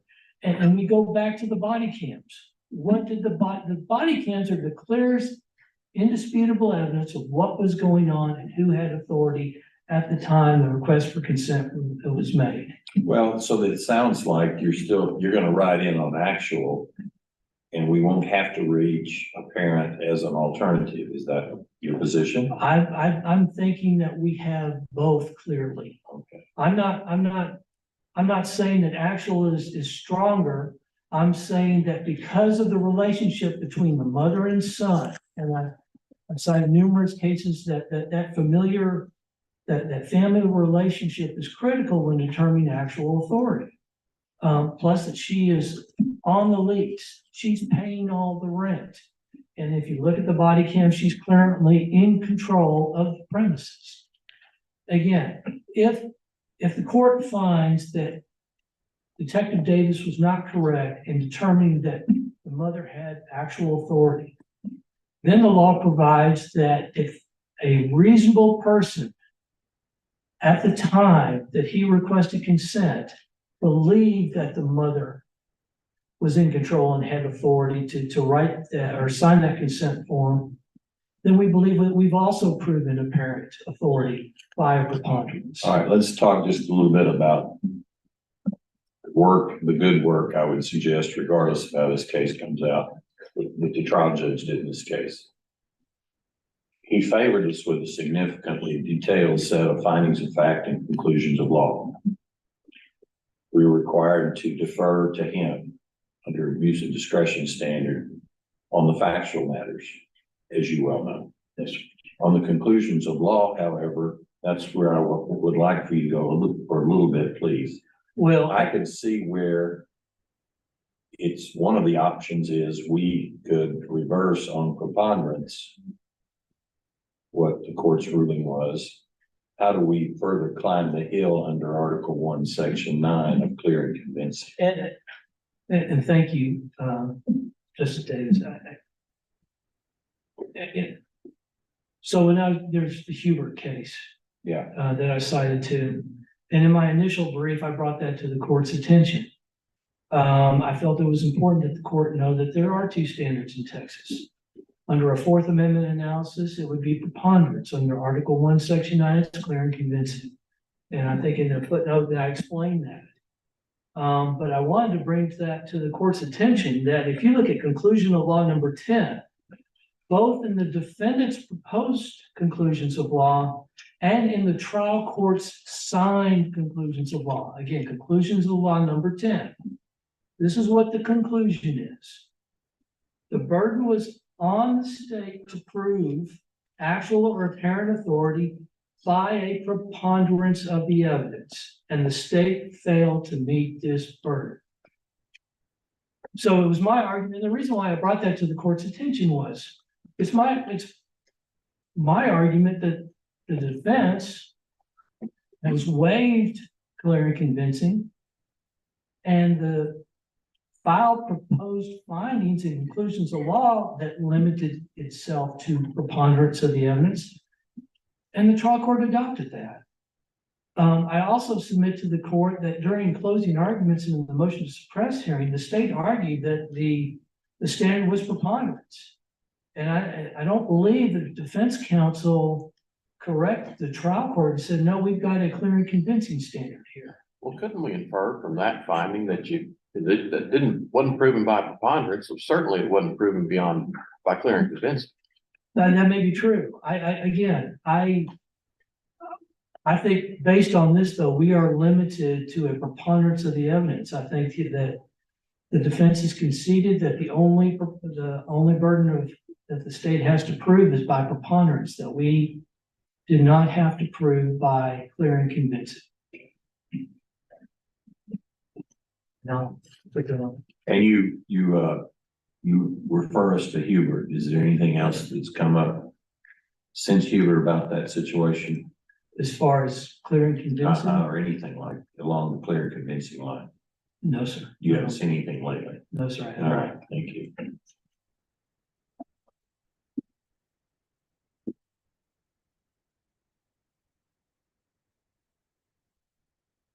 Yeah, there you go. You may proceed. Thank you, Your Honor.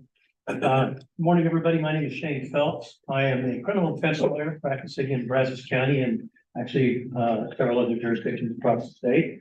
I'm happy to be here, honored that the court invited me on this particular case to be here to talk with you about this, what I think is a fairly important case. So that you know, I was appointed to represent Saul Suarez by the court. It was the Honorable Steve Smith who appointed me. The case was a kind of multifarious indictment involving aggravated assault, or aggravated robbery, murder, as well as a charge of possessing a prohibited weapon.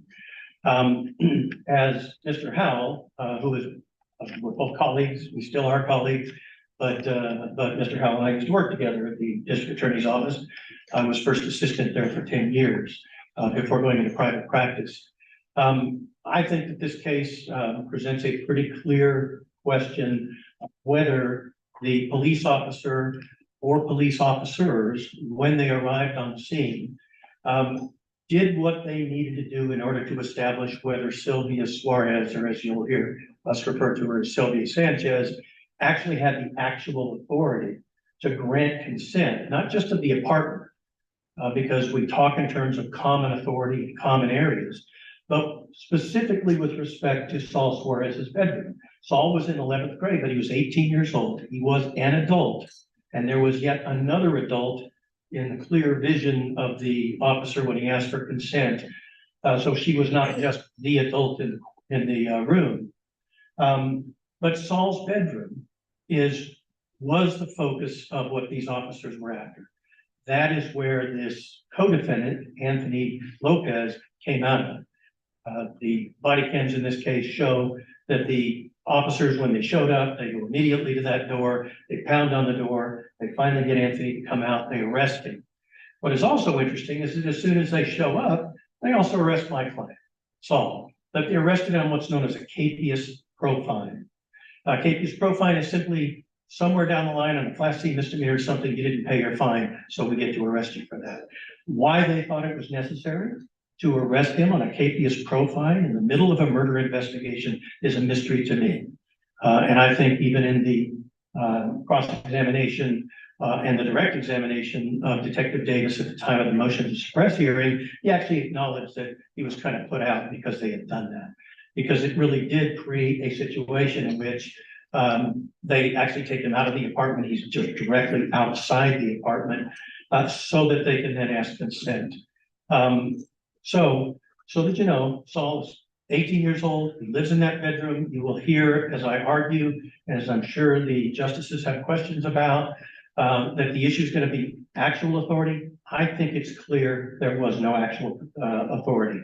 I think really what we're talking about here is whether Detective Davis was reasonable given the circumstances that were presented to him, which I think were ambiguous, that gave rise to an obligation on his part to ask further questions to find out whether in fact she did have actual authority.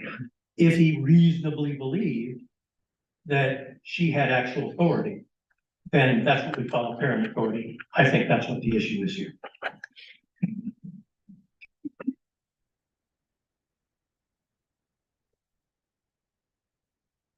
May I please support? May proceed when ready. Thank you, Your Honor. I would just like to begin by addressing a couple of things that I think the justices have raised, which I think are critical to the resolution of this case.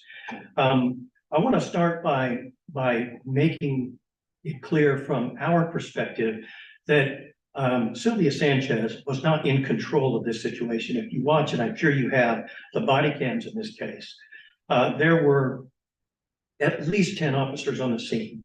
Inside the apartment, there was Detective Davis, there was Lieutenant Johnson, there was Sergeant Matthews, there were other officers, Detective Candido Amaya was also in the room. This was not a situation in which Sylvia Sanchez is in control of this thing, and as I think Mr. Howe kind of represented, was telling the officers what they could and could not do. Sylvia Sanchez is Saul's mother. She was faced with a situation in which she is descended upon by not scores, but numerous, at least 10 police officers and detectives from the Bryan Police Department investigating a homicide.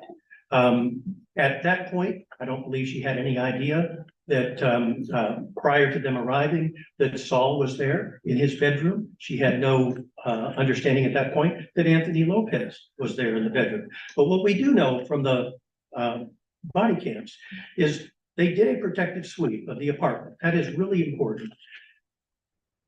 On one of the body cams, Seth Wallers, the officer, is pounding on the door. The door is closed.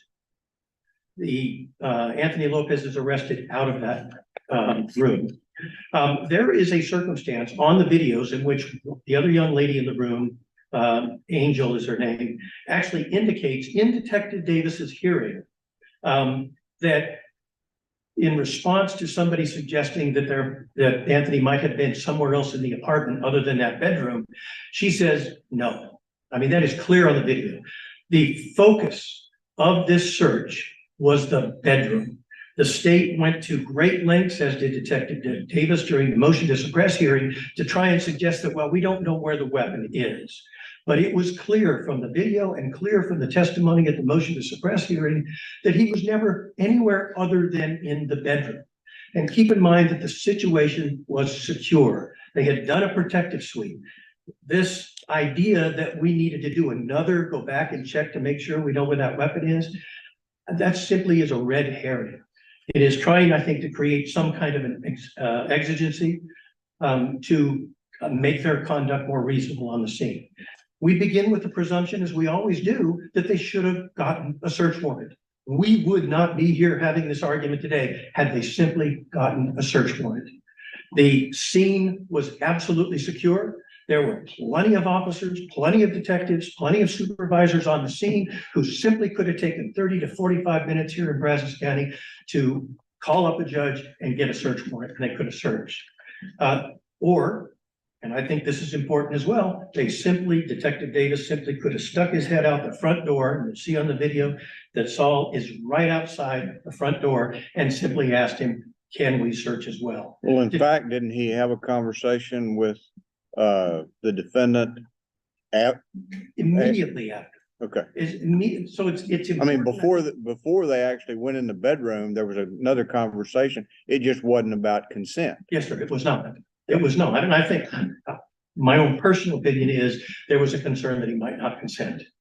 Again, I think that what we observe on this video and what we heard in the motion to suppress hearing does not constitute reasonable conduct on the part of the Detective Davis. You are exactly right, Mr. Chief Justice, that as literally, if you watch the body cam from Detective Davis, it's 6 minutes in. That's all, just 6 minutes in is when he asked the question.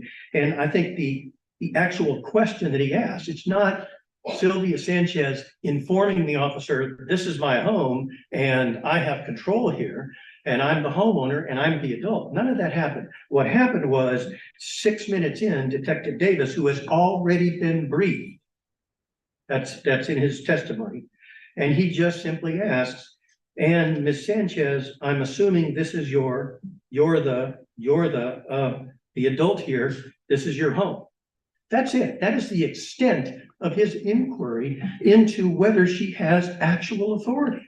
We know that the focus was the back bedroom, and there were numerous instances that were available, and I think available is a very important thing we need to talk about, but available to Detective Davis in terms of determining whether he needed to go out and ask Saul Suarez for consent to search his bedroom. Was there any factual dispute about it being a locked back bedroom? I don't believe there was. So if you watch the video with Officer Waller, when he's pounding on the door opens up and they come out. So I don't think anybody may have tried the door. I don't think that's clear on the video. We do know from Sylvia Sanchez's testimony at the motion to suppress hearing that there was a lock on the door that locked from the inside. We also know that there was a sliding glass door that led into his bedroom. And that's really important because prior to asking for consent, you can hear on the video Sylvia Sanchez saying, my son has a sliding glass door in his bedroom. This is all information that is available to and known to, and I think those are two different things, known to Detective Davis before he asked this question of consent. We know, and I want to kind of backtrack a little bit, and I think that the issue of actual consent is dispositive. You are exactly right, Justice Davis, that you have to defer to the trial court's determinations of credibility and historic fact. You have to believe that Judge Hilburn abused his discretion in believing Sylvia Sanchez, and I just don't see how you get there.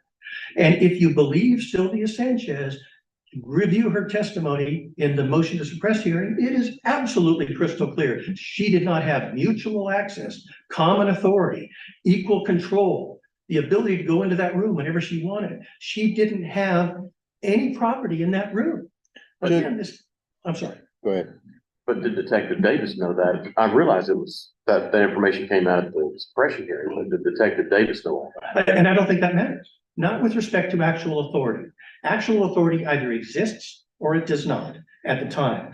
The whole idea that I think you're getting at, Justice, is whether there's apparent authority, what he knew. And I think what he knew and what was available to him speaks to whether he was reasonable in simply assuming she had that actual authority. But as you look at all of the case law that talks about this, the idea of actual authority, it kind of sounds like the state's position is you should ignore what happened in the motion to suppress hearing, that all you need to look at are these videos. We know, for instance, there's kind of a presumption of a mother-child that maybe she has the authority to grant consent, but we also know from Hubert that that is a rebuttable presumption, which means that there is the opportunity for me to come into court and cross-examine the detective and put Sylvia Sanchez on the stand to say, no, I did not have actual authority. And understand, she had no idea in this milieu of activity that was going on that she was totally unfamiliar with, the legal significance of home ownership or being the homeowner or being the adult. She had no knowledge of that. But all of the cases talk about the motions to suppress and discuss the testimony that was put on. So the purpose of putting on that testimony at the motion to suppress is to show that she did not have actual authority. Then the question becomes, was he reasonable in assuming she did? And he actually, this question, the entirety of his inquiry, this experienced detective with 26 years on the Bryan Police Department, 16 years in the Criminal Investigation Division, who acknowledged in cross-examination that he had been extensively trained on search and seizure law, specifically with respect to consent and specifically consent from third parties. He actually acknowledged in cross-examination that he understood how important it was to get proper consent from a third party. And when I asked him a question of, do you think if you'd asked maybe another question or some other questions, that you might have found out it might be a good idea to go out and ask Saul? And he said, possibly. Counselor, I want to go to that fundamental issue, I think in the, both of the questions. State made the statement when being asked by Justice Davis about this burdens of proof, and talked about it goes to the credibility of the witnesses. And you've made the reference that the judge may have tended to believe Ms. Sanchez. My question is, if there is a fact question to be decided in this case because of our standard of review, doesn't it default to what the trial court determined? Yes, sir. It absolutely And does. so it doesn't matter if the state put on sufficient evidence to support a burden of proof of whether it was clear and convincing or preponderate. The trial court didn't buy it. The trial court did not find in their favor. So isn't the state's burden on appeal, if there is a factual dispute, to prove as a matter of law or that it is against the great weight and preponderance of the evidence? Simply showing that they met a burden of proof is not enough to reverse this trial court's decision. And Chief Justice, I completely agree with you on that issue. I think it is absolutely important that we understand and appreciate the posture with which this court should approach what happened in that motion to suppress hearing and Judge Hilburn's ruling. I provided from the Court of Criminal Appeals in my brief the quote that talks about the abuse of discretion. We're not here to kind of revisit, as I think the state wants you to do, just take a total de novo view of this and ignore the conclusions or the findings of fact, which I don't think you can do. We're not here to kind of just redo this. Otherwise, we wouldn't need a trial judge. We just put it on and come to you guys and ask you to make this decision. Your decision is whether the judge abused his discretion.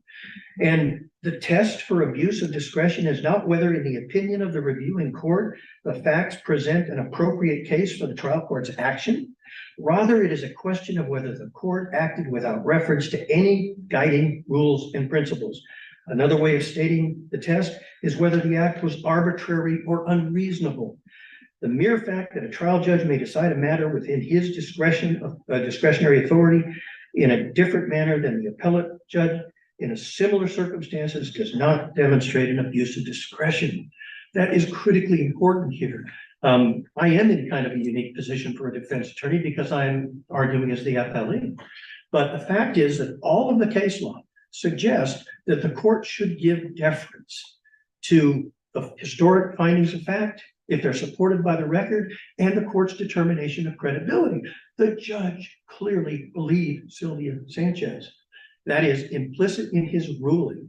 And the courts have always said, you must give deference and review this in the light most favorable to his ruling. You must make those inferences that support the court's ruling. So with respect to actual authority, I don't think there is an arguable issue here.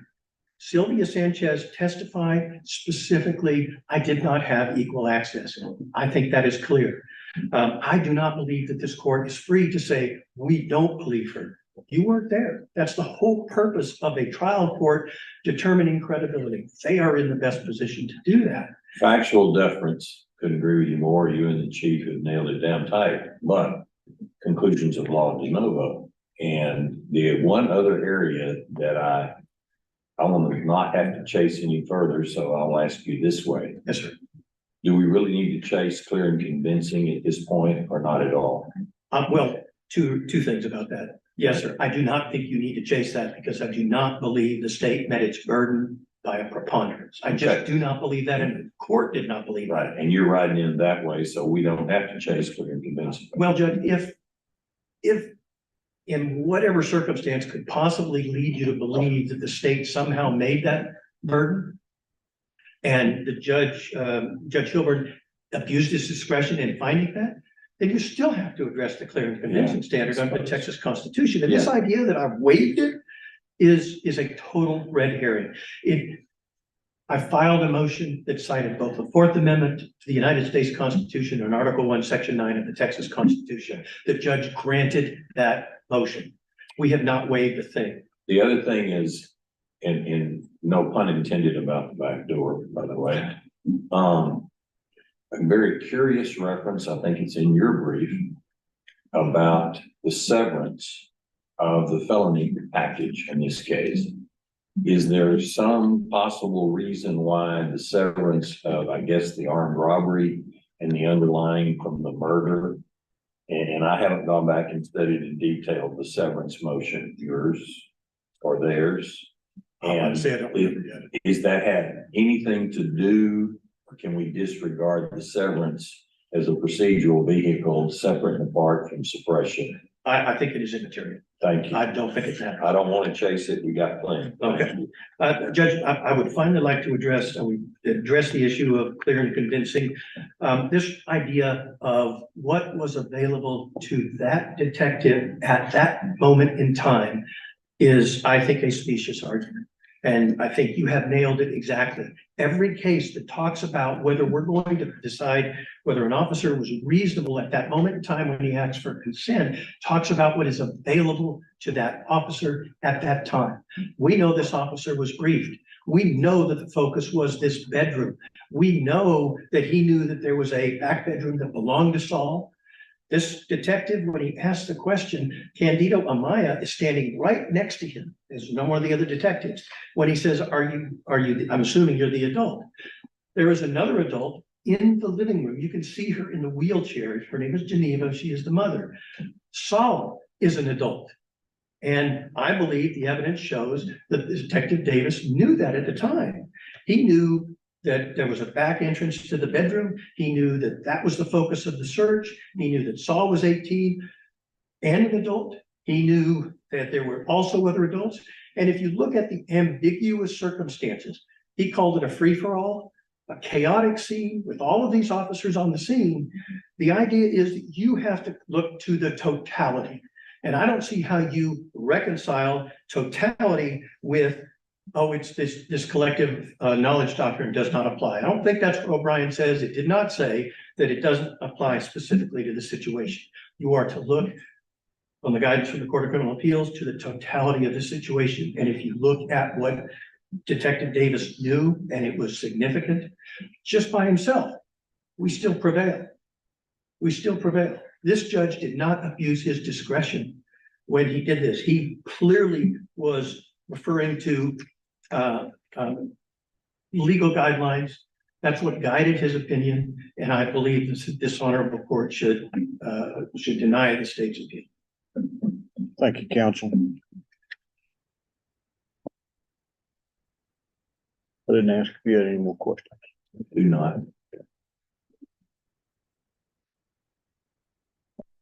I just have some brief remarks in response.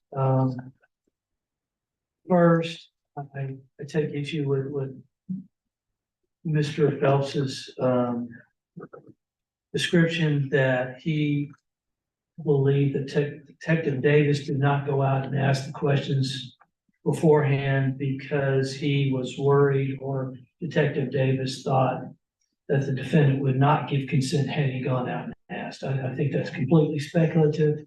I think Detective Davis, if you look at the end of the body cam video, it's clear he's not clued in on who the defendant is. That the defendant outside the doorway is the son of the mother. We've got Jeremiah, who's a nephew inside, and after the consent is given by the mother, he asked Detective Matt, well, what do I need to do next? And at that point, he's like, see, and I think the mother had mentioned he was outside, but it's clear from the body cam that he's not clued in on who the defendant was, or that was his bedroom in the back or any of that. So I take issue with that. Would the record tell us, I'm sorry, I did have one question that raises. And that is, can I speak to Anthony just a second? Sure. Your point well taken in the sense that he wasn't sure who he was dealing with as far as a perpetrator. And Anthony actually got shot in the arm. The other boy that had access apparently through that sliding glass door, and it was a friend.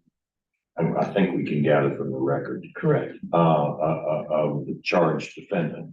So are you saying that because he didn't know whether he's dealing with Anthony or he's dealing with the defendant, that allowed the fact that he went on outside and checked in the way he did? Is that your point?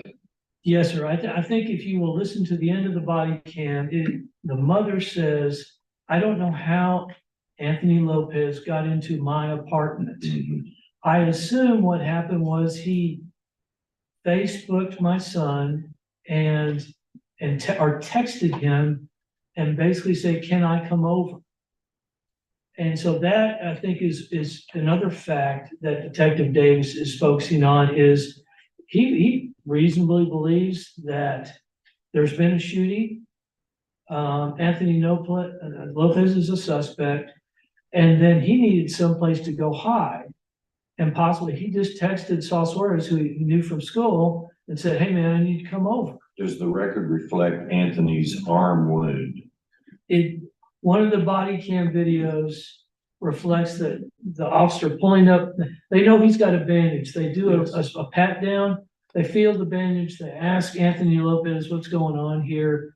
And do you need medical attention? Eventually he did receive medical attention. And then the final thing I want to bring to the court's attention is respectfully, as to Judge Hilburn's findings of fact and conclusions of law. When we come to the issue of apparent authority, again, you're dealing with an objective, reasonable standard. And what was going on at the time of the consent to search at that moment.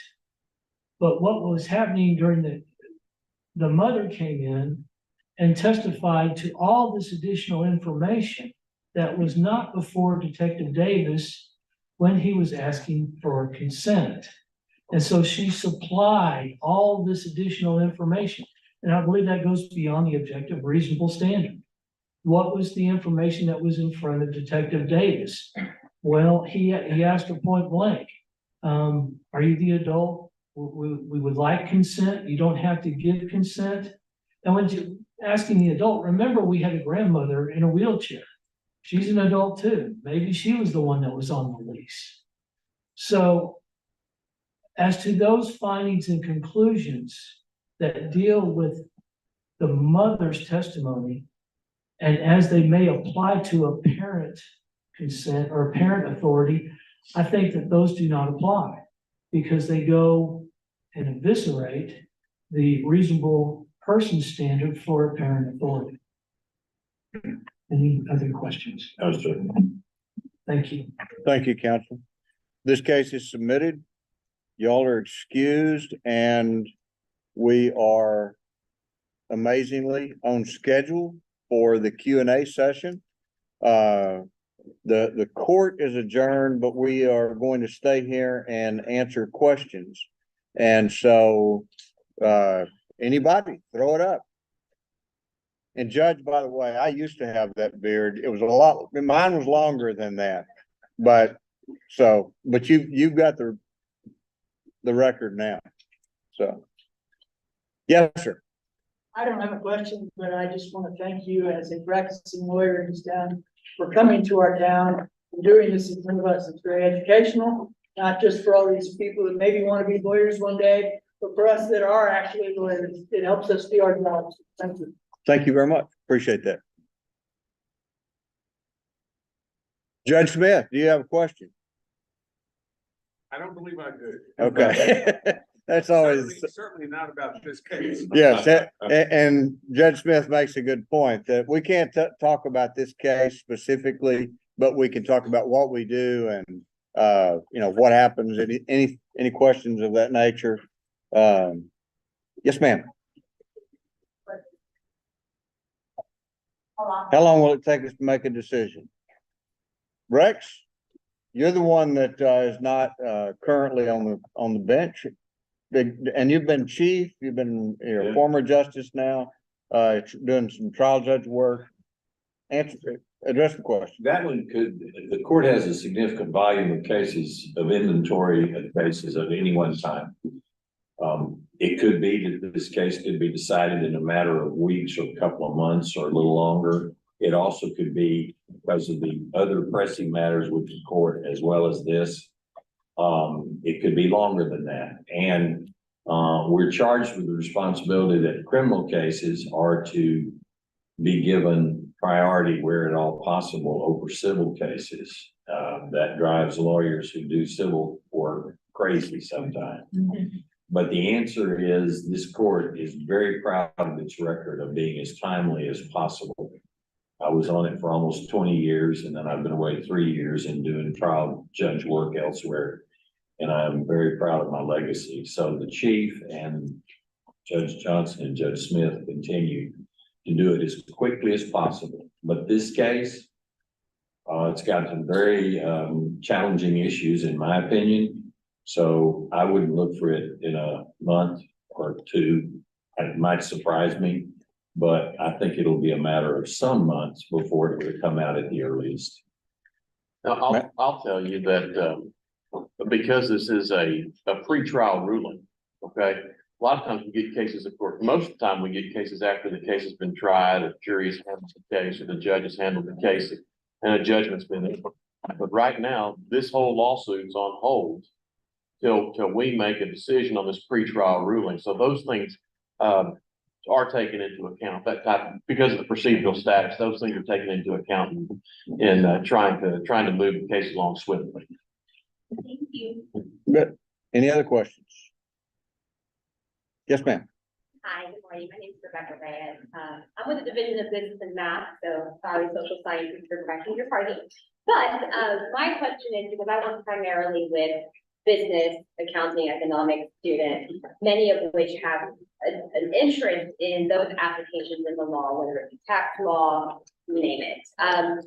Justice Smith, you may have more input given your connections to the Bryan Cultural area, but what advice what opportunities would you recommend to these students while they're at this phase in their education at Blinn College? Would you recommend they pursue and explore in terms of internships, employment, or even volunteerism in the community, if they have an interest in pursuing law careers with application portals? Well, the first thing I'm gonna say is you need to be sure and be here for the 130 case, because it is a business tax, lot of issues. Since it is sort of a local question, Judge Smith, do you wanna? Yeah, I would look for opportunities for internships. I know we had interns in our offices, that. Explain your offices, Steve. Okay, I guess, Judge Silver wanted to get out of here quickly. Oh, I was judge of the 361st District Court in which this case is now pending. I'm recused because I signed a couple of orders, very early on in the case. We have now 4 district courts. We have 2 county courts of law. We also have intern positions in our district attorney's office, I believe. And, I don't know if we have any in our county attorney's office. And, we also have internships available in law practices. A lot of our lawyers allow people to come in, gratis, unpaid. I pay mine. Oh, you pay yours? Absolutely. Well, Mr. Phelps is a sharp lawyer, but we have a lot of attorneys who will allow you to work, just to get some hours. Sometimes you can get class credit for them in certain, situations, as I understand. But I would just call the courts, call lawyers. Hey, I'd love to be an intern in your place, and even doing internships, or just even being a runner, what we used to call a runner. We don't do that as much anymore, because what we used to run were pleadings down to the courthouse and pleadings from the courthouse back. That's now all done electronically. And so you never have to leave your office to get something filed. Now, Matt, did you all have internships in Waco? I did in the district court, absolutely, and in the DA's office. And, you know, one suggestion might be, so they go into this with their eyes wide open, if possible, you know, see if any law schools would allow them to sit through a class. That way they see what a law school class is like. You know, 1 or 2, they're probably not gonna let you sit through too many of them, but at least go sit through one class. Shane, I believe one of your interns was here for at least part of the arguments this morning, wasn't I she? think more than one. Yes. Okay. I've got 3, I think, maybe 4. Okay, I met one coming in, and you had a comment you wanted to make about the county attorneys. Well, no, actually, she's now we have a public defender's office now. And so they're taking interns as well. Did you hear that? I did. Okay, all right. Shane, do you want to address the internship program, how to get business lawyers involved? You're sort of in the criminal arena, but. All I do is criminal work. I stay as far away from business stuff as I can. If you're interested in business law, you don't want to be an intern in my office. Okay. Any other questions? This is your chance. Yes, ma'am. My name is April Kincaid. I'm Dean of Humanities here, and I'm not sure my question is all well formulated, but hopefully you can follow me. So my understanding with the Court of Appeals is you're looking at matters of law rather than facts of the private case. Am I? There can be facts involved, as these gentlemen will say. And then the trial judge has made a determination, and then we have to review that determination. So there's still an underlying factual issue, but. Right, so then the relationship between the facts of the trial case that the judge then made a decision on that is now subject to review by this court, right? As a matter of the justice's decision. Yeah, that's where you get into what it was referred to as standard of review. Right. What do we look at, and what is the basis of our decision in reviewing what the trial court has ordered? Right.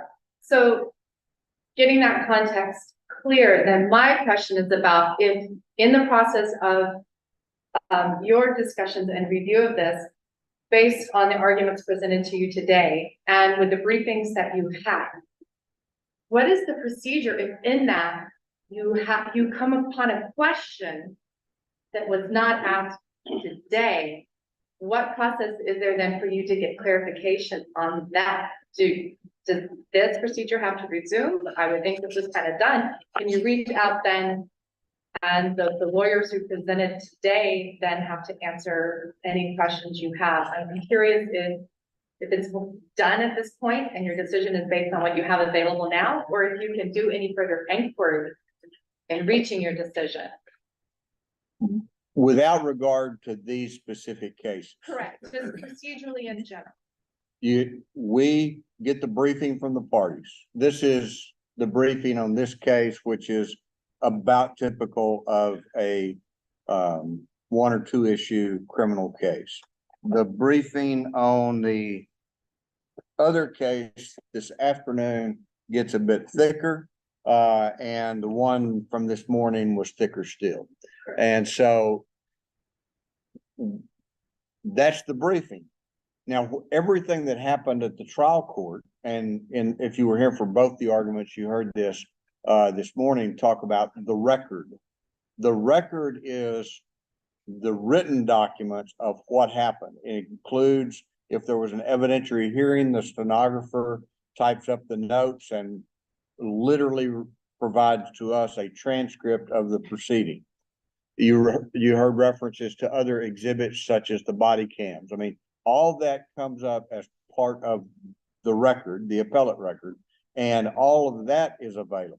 But again, it's all filtered through this lens of burdens of proof, standard of review, and then what is in front of us, which is called the scope of review. And what is in front of us that we can look to resolve the type question you're talking about is limited to the briefing and the appellate record. The one exception to that is when our jurisdiction is at issue and we can, in effect, throw out a lifeline, phone a friend, basically ask the parties to brief some aspect of our jurisdiction. And so that we can go back on. But it's really very narrow of what we can do. And the basic answer to your question is no, we can't send it back for more. That's not an absolute. There's that little bit in there about jurisdiction, but it pretty much the briefs and the record. Thank you. And part of our deal is that when we review these matters, it's not that we would have made the same decision, because sometimes I'll review something and say, I probably would have ruled differently as a trial judge. But the question is whether the trial judge who did make the call, whether they abused their discretion, went outside what's customary or normal is a good way to put it. And so we don't get to insert our decision for theirs. We have to say whether or not their decision was outside the bounds of what's normal and what's reasonable.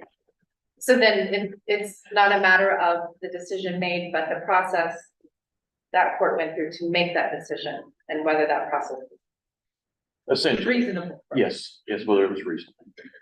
But as the chief points out, we are limited by the record in front of us as it's been filed, except when you get off into the weeds with the jurisdiction, which can be a difficult case. Were you here for the first one this morning? Yes, sir. Okay, you heard 2 or 3 times they were talking about there were some things that were not in the record while they're just trying to solve this governmental immunity case and inverse condemnation.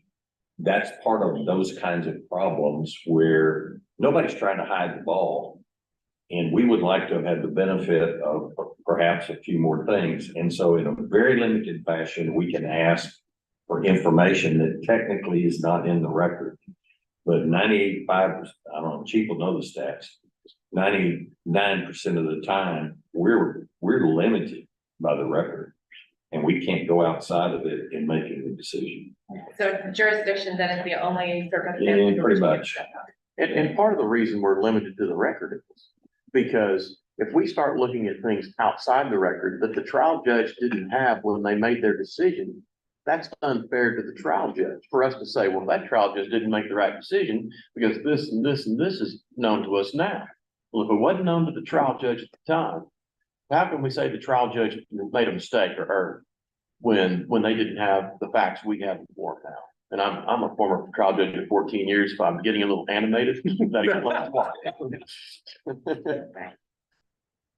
How'd we do? Did we answer your question? You did. Thank you very Okay. much. I appreciate it. And thank y'all for being here. You bet. Thank y'all for having us.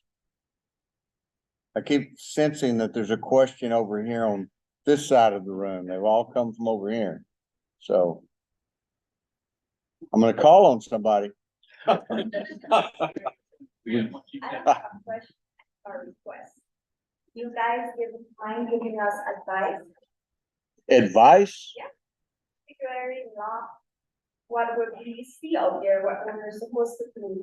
I know we're supposed to be mutual and faithful, but what else would you like for us to do? Trying to remember where I met the man yesterday at some point. He was on his way to college at TSTC, which happens to be in Waco, to learn welding. And so maybe that's the advice I would give you is turn back, go take a different route. I will tell you the advice that I got in my accounting 101 when I started at Sam Houston State from a professor that was both an accountant and a lawyer and was married to an accountant and a lawyer. Her recommendation for anybody that was seeking any type of career in the legal field, and I don't even remember how the topic came up, but it was early in the semester. And she said, take a challenging undergraduate degree. Doesn't matter what it is, but it needs to be challenging. And then take some time, as in a job outside the academia, and then go back to law school, because it will serve you well to have good, solid foundation education, and then some real world experience, and then go to law school. That was the advice that she gave. Oh, she did also said that if you decide to go for an advanced degree, take it at a different school than the one that your undergraduate is in. And in a nutshell, that was her career advice. And I can't fault it at all because I followed it to the T. So, Chief, yes. let me add a couple of things. Take an accounting course, if you're not an accounting, because if you're going to run a business, which a law firm is a business, you'll want to know how to read a balance sheet. Yes. And number two, take at least one English writing course. I would actually say ditto on that. Take 2 accounting courses and 2 English writing courses and a good grammar course too, if that's separate. One could just major in English I as would, the pre-law. I would go so far as to say, and I tell this to folks all the time, the best undergraduate degree, if you know you're going to law school, is English literature. If you can read analytically and write well, you'll be in the top half of your class without breaking a sweat in any law school. I was an English major. The only thing I would add to that is twofold. One, and it's slightly different, but for a different reason than the very last thing the chief said. Absolutely, get your law degree from a different place than undergrad. For a lot of people, that's best. I'm simply going to say this. I was privileged growing up to have 7 Aggies in my family. They're almost all deceased now, unfortunately. I'm down to 1. And A&M is still one of the best universities there is, bar none. I am aware that a number of you transfer from Blinn to A&M if you can get in. A&M is getting tougher and tougher at times in certain areas. It is still one of the premier undergraduate degrees and graduate degrees. The other thing is, don't forget about, I don't know as well as I knew 2 or 3 years ago when I was still with these guys on a day-to-day basis, but I do believe that A&M's system has worked very hard to upgrade the credibility of school in Fort Worth, the law school. We have 9 or 10 law schools in Texas. I have my bias because my degree is from Baylor. But the fact of the matter is, if you think you want to do that, don't forget about A&M Law School in Fort Worth, because there are people that believe they have come a long way in providing very good education. If I can add something to that, Justice, we do an annual thing called Atticus Finch Day here. At our last Atticus Finch Day, the dean of the Texas A&M Law School came and spoke to us, and he was brilliant, absolutely brilliant. They have gone from a fourth-tier law school to now the #2 law school. Worked really hard, yes. They are now number 42 in the country. They're a top-tier law firm. I tell all of my interns, do not lose sight of Texas A&M Law School. Y'all all heard Shane, did you? Okay. I don't want, and I forget who asked the question, but I don't want to sell any degree short. Some people would think that a music degree is not included in the complicated degrees, challenging degrees. I met a guy that graduated with a music degree, and there is more to music theory than just how to play notes on an instrument. And they can be very complicated, a lot of math involved in music as well. And so, Steve, that's a shout out for you, to his Did you TCU end up music. as a lawyer representing musicians? You got instant credibility with your clients. There it is.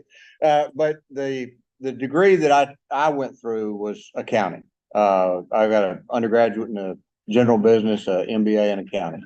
And I have found very few civil lawsuits that didn't involve money. And so I worked on the damages part of literally billion-dollar cases. And it is accounting background. So, but anybody else? Yes. Chief Justice, Donald Justice. So we got a lot of stuff. Brian Carl, Director of Safety and Risk Management. Yes, Brian. So a lot of good kids, they're oriented, they're thinking about going this route. Whoever said English, I mean, amen, all day long. That's an incredible background. But where I'm worried that some kids may fail, and where, they would expect to blossom in law school, is the ability to worry. So we've heard excellent oral arguments this morning. I mean, both cases so far, very concise, obviously very well versed in the law, able to go back and forth between different theories and explain previous cases that have been decided. How do these students, we don't expect them to be lawyers, but what can they do now to start honing those oral skills so that law school is not such a unbelievable shock? And they're more well prepared to orate and be ready to engage in this kind of discussion. Anybody can grab that one, but my suggestion is it's still partly English, the ability to communicate. Most schools, even down in the high school levels, have some type of moot court or mock trial competitions.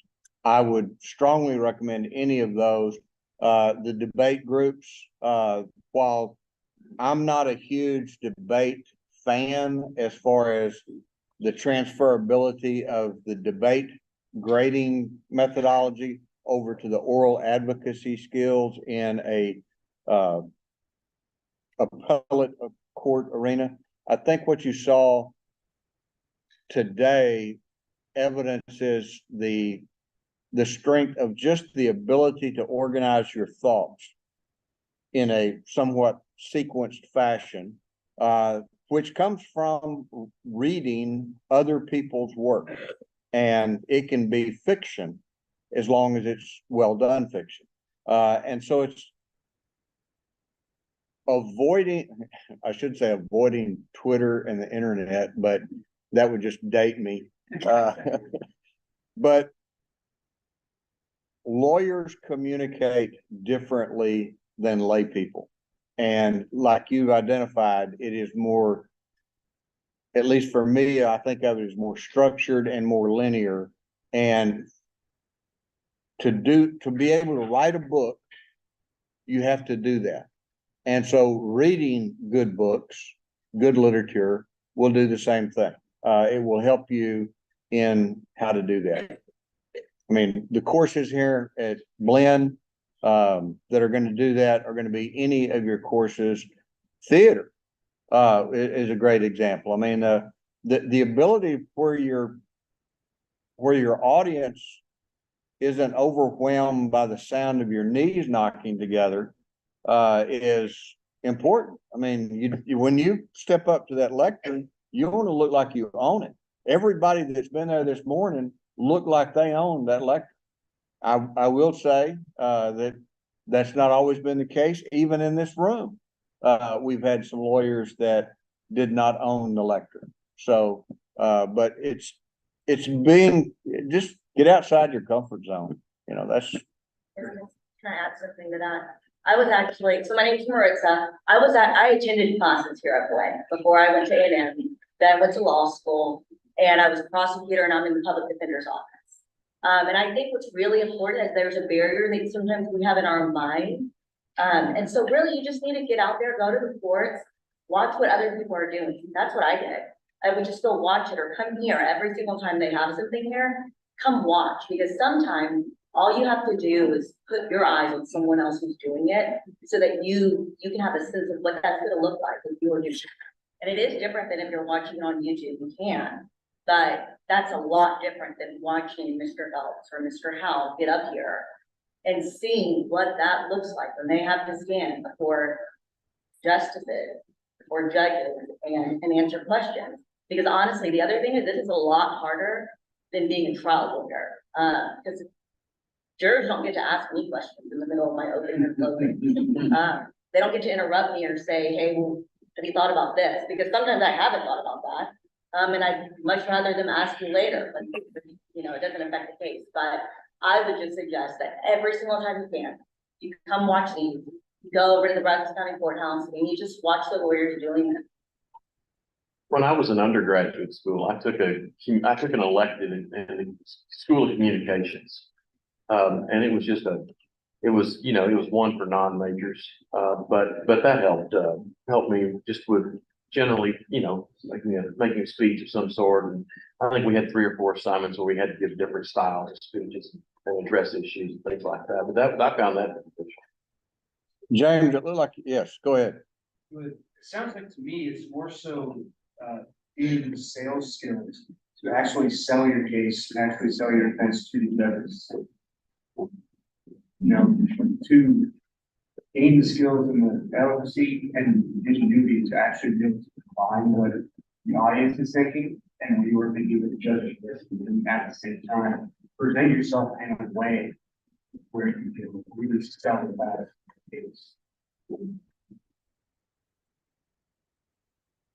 There's a guy that I practiced with. His name was Ron Bliss. Ron was a prisoner of war in Vietnam for 6.5 years.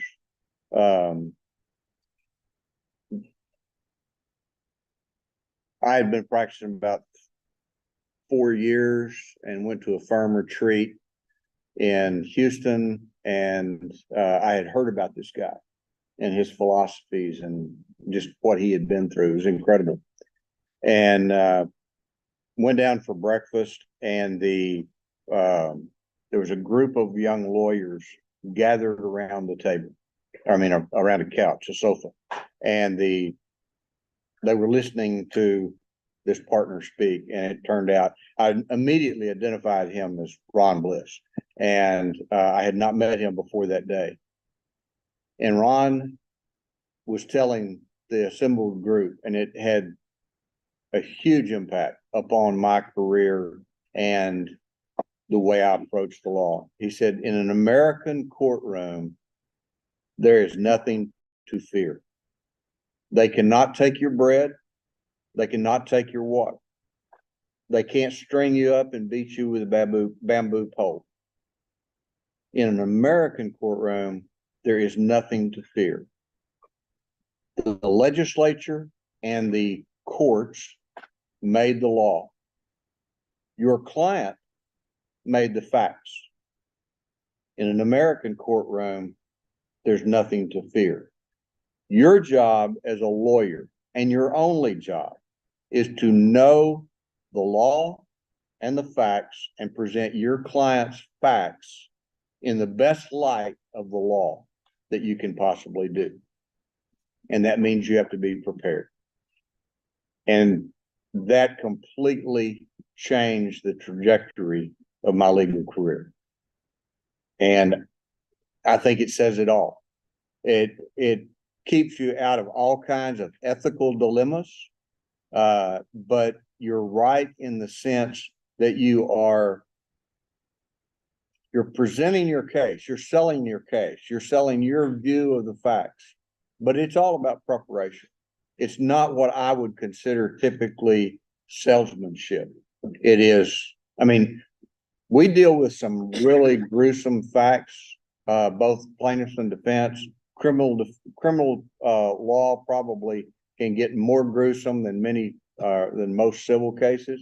But you've got to learn how to present that type of horrific information to a group of average citizens that may need counseling when the case is over because of what they learned during the course of the trial, because it's so bad. The law, you didn't make it. Facts, you didn't make it. Just be prepared to present those facts within the law. And that's it. Last question.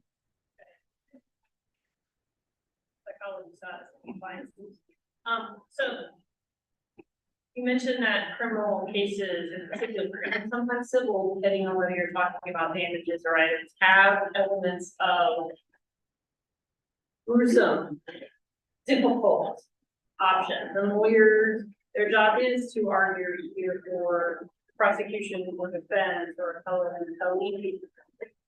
That takes a toll. What advice would you have for folks embarking on a legal career or even working in the legal industry that help with those issues of maintaining a good mental balance and work balance? How do you turn off what you see? How do you walk away from what you do?